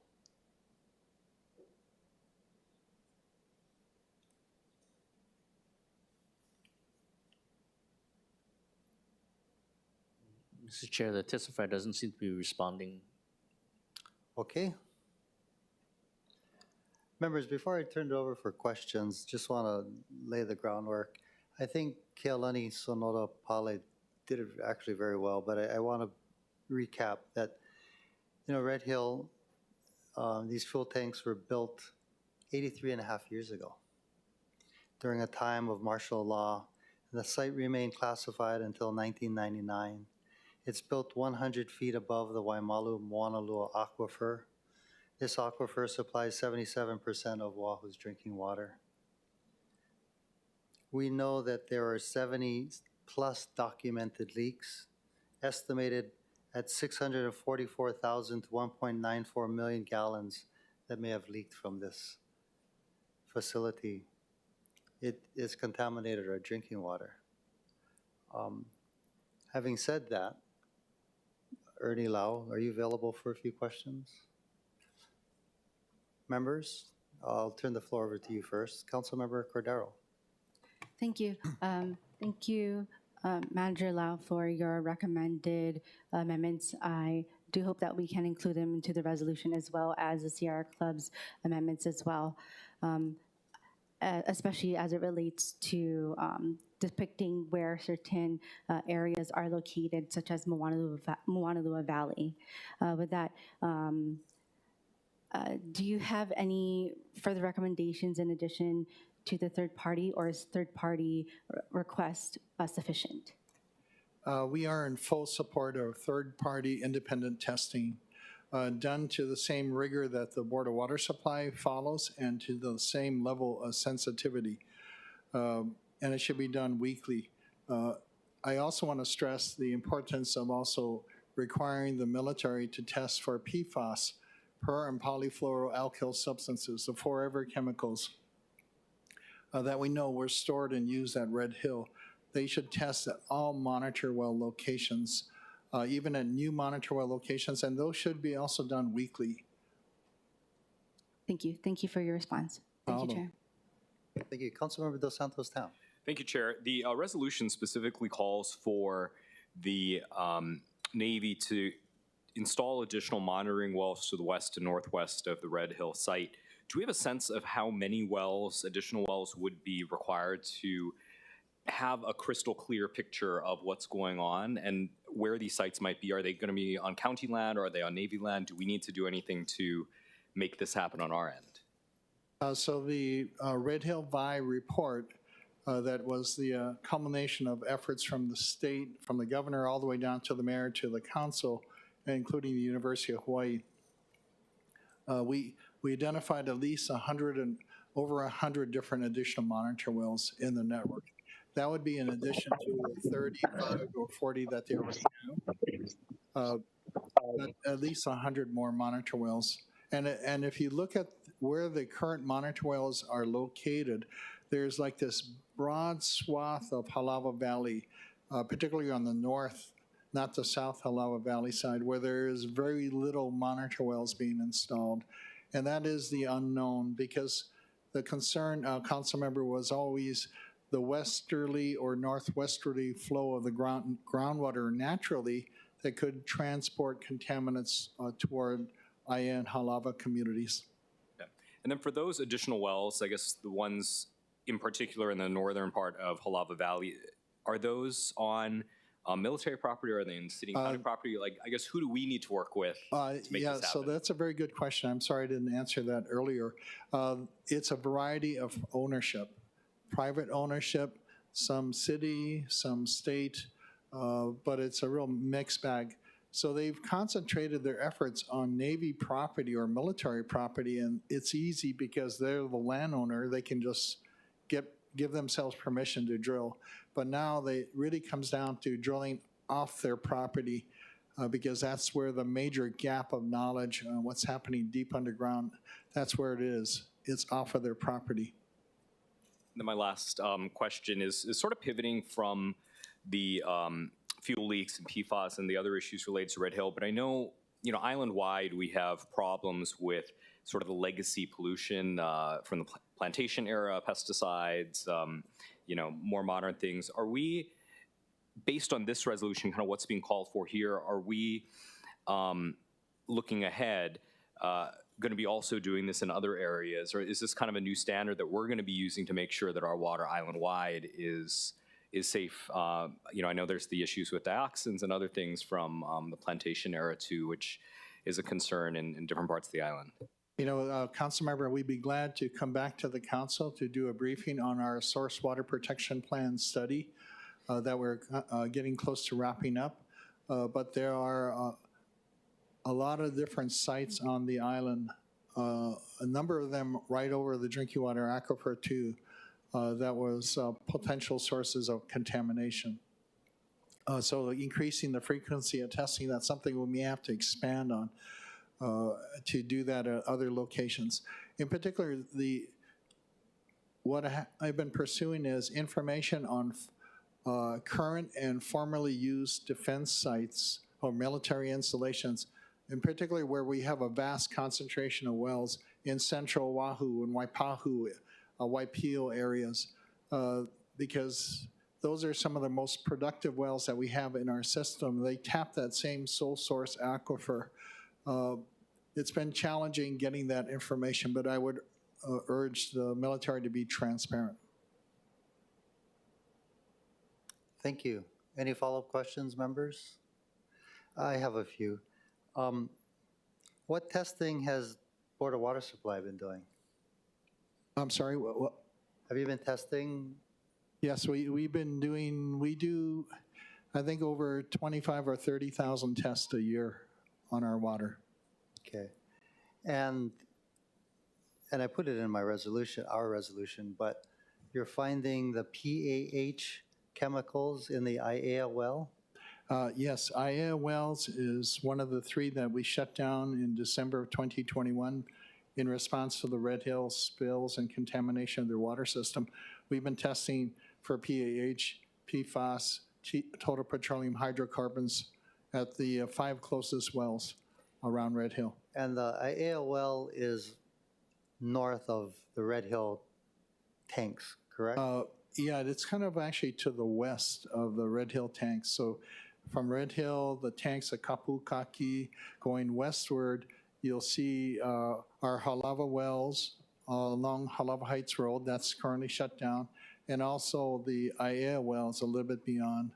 IAEA wells is actually only within a half a mile of the Navy monitor well number 24, which also detected PAH in June. And can you tell us what PAH is? Polycyclic aromatic hydrocarbons or polynuclear aromatic hydrocarbons. They're a family of chemicals that's found naturally in fuel or coal, oil. It's also created when you combust or burn things. It can be created there. Okay. And what are the health effects of ingesting polycyclic aromatic hydrocarbons? Some of the concerns, I mentioned earlier about carcinogenic potential from these aromatic hydrocarbons. Only one of them right now is actually regulated in drinking water by the US EPA, benzopyrene. They have a maximum contaminant level for that in drinking water. But there's a variety of other chemicals. I think some of it is maybe mutagenic effects also. So it could cause cancer, and you're saying mutagenic. That means it could affect your organs and it could affect the children being born that's been exposed to it. Okay, and you found that chemical in the IAEA well? Yeah, we did in late May and actually in June. And we're concerned because the plume, this carcinogen, is moving underground within the aquifer. So what we did was we informed the EPA, the Department of Health, and the Navy by letter in early July. And we indicated in the letter that it sort of seems like because in May we saw a little bit, and then in June we saw a lot. And then after that we didn't see any of it. So it almost seems like with the groundwater, which we know is never really sitting still or static, that it always is moving in different directions and locations.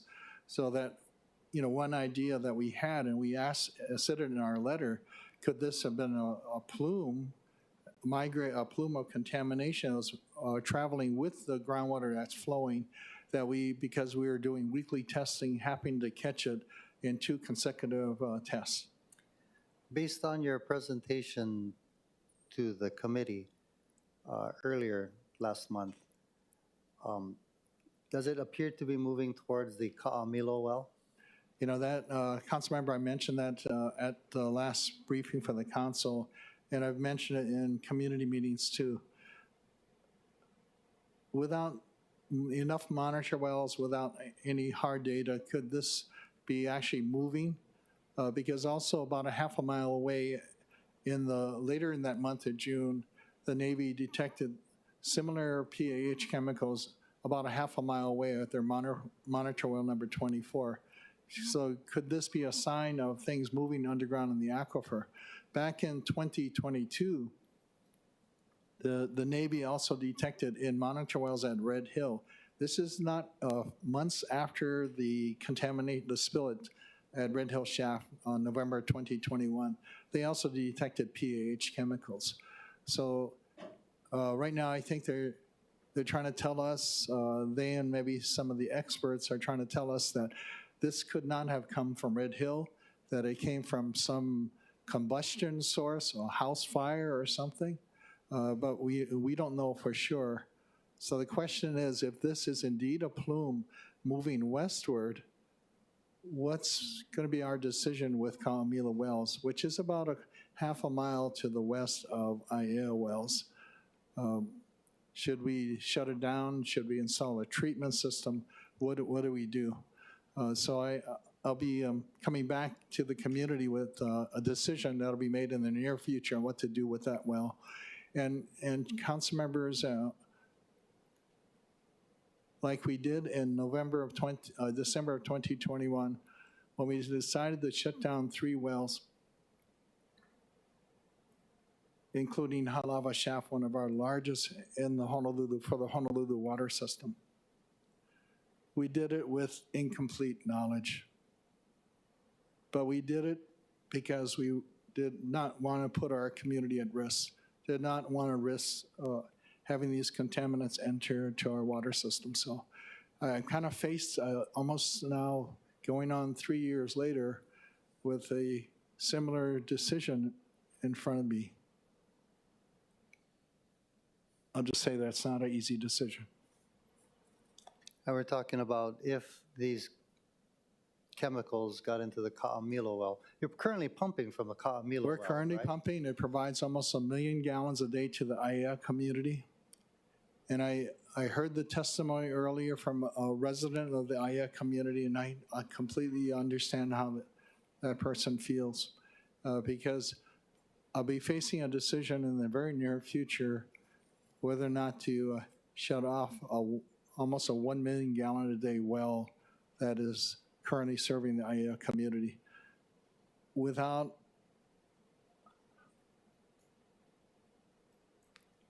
I think I know what to do. And I think standing up in protection of people's health it's our job, it's our kuleana. So we'll be making an announcement in the near future. And again, though, the Ka'amila well is how close to the Aiea well? It's about a half a mile to the west. Half a mile. And Council Chair, that was always the fear, but Red Hill, one of the military's largest underground fuel facilities they ever constructed, can hold up to 250 million gallons of fuel over, and it may have held that over its 80-year history. We don't know. They won't tell us how much leaks, maybe 644,000 to almost 2 million gallons of fuel leaks from that Red Hill facility. They won't tell us exactly how much it was, even though we've asked. So the concern has always been, could that leaks from the facility migrate westward to the northwest, where we have a lot of BWS wells that supply not only the Aiea Halava community, but the Honolulu water system too? That's always been a concern. And I'll just say that Navy, I think you're probably listening and watching this council meeting. Please be transparent. Don't try to hide the information. Just tell us what we're dealing with so we know what we have to do. Tell us what was stored at Red Hill over its 80-plus year facility history, how much was leaked or unaccounted for, at which tanks, which pipelines, where, what other chemicals were used at Red Hill, like AFFF, firefighting foam systems, which I only recently learned from a report that they actually had used AFFF chemicals at Red Hill from the 60s. So I would just ask and implore the Department of Defense to be transparent, because what is at stake is the future for our community. It's our precious vie that we all need to live. Thank you, Ernie Lau. Thank you. Appreciate all that you do. But last thing though, it's at an emergency state. We need to know immediately what's there, right? And we want the Navy to not only share the information, but also help us by providing more monitor wells, right? More monitoring wells and moving toward more frequent testing and testing for PFAS at all locations, including PAHs and total petroleum hydrocarbons and other chemicals. Thank you. Thank you. Members, any follow-up questions for Manager Lau? Seeing none. Thank you again. So members, there has been a request for a friendly amendment to allow for third-party testing. So we are having it drafted. Can I get an update? Do we have that drafted yet? Not yet. So members, shall we just put this off to the end, get it drafted, then we can amend it? Is there an appetite for the amendment? Councilmember Cordero, followed by Wire. Thank you, and I would also like to recommend looking at the two amendments from BWS. Thank you. Thank you. Councilmember Wire. I wouldn't have any objection to an oral amendment, but in case you're thinking like folks need it in writing, but I'll leave it up to Chair. Just wanted to put that on the record. Like I wouldn't have an objection to that. Thank you. Why don't we wait to see if Office of Council Services can get it in writing? I can share with you all. So let's just postpone decision-making on this until that happens. Then if it's not ready by the time we're done with the calendar, I'll make the oral amendment. Sound good? Okay. So members, we're gonna move on to Resolution 24-217. Councilmember Cordero. I move that Resolution 24-217 be adopted. Second. It's been moved and seconded. Councilmember Cordero for the explanation. Accepts a gift of round-trip airfare for travel between Honolulu and Portland, Oregon, lodging and per diem for 7 days valued at $5,640 to the city from the Honolulu Zoological Society for 2 Honolulu Zoo staff to participate in the Oregon Elephant Exchange Program. Thank you. Is there a motion to amend? I move that Resolution 24-17 be amended to the posted FD1, which accepts a gift of which will accept the gift of round-trip airfare for travel between Honolulu and Oregon. Wait, let's see. Second. Yeah, I'm not sure. Thank you. Mr. Clerk, do we have any testifiers? Mr. Chair, we have none. Thank you. Members are in discussion. Seeing none. Any objections or reservations to the motion to amend? Noting none. Resolution 24-217 has been amended to the posted FD1. Members now are in discussion on the posted FD1. Seeing none. Any objections or reservations? Noting no objections or reservations, Resolution 24-217 FD1 has been adopted. Moving to the top of page 22, Councilmember Cordero. I move to approve Communication D560, which approves and accepts the grant of easement documents effective as the date of recordation at the Bureau of Conveyances. Second. It's been moved and seconded. Councilmember Cordero for the explanation. It's from the Department of Design and Construction requesting consideration of deed conveying roadway lots 28, 29, and 30, and grant of flowage easements F1, F2, F3, and F4 for public use in EVA. Thank you. Mr. Clerk, do we have any testifiers? Mr. Chair, we have none. Thank you. Members are in discussion. Seeing none, any objections or reservations? Noting no objections or reservations, communication D560 has been approved. Councilmember Cordero. I move to approve communication D560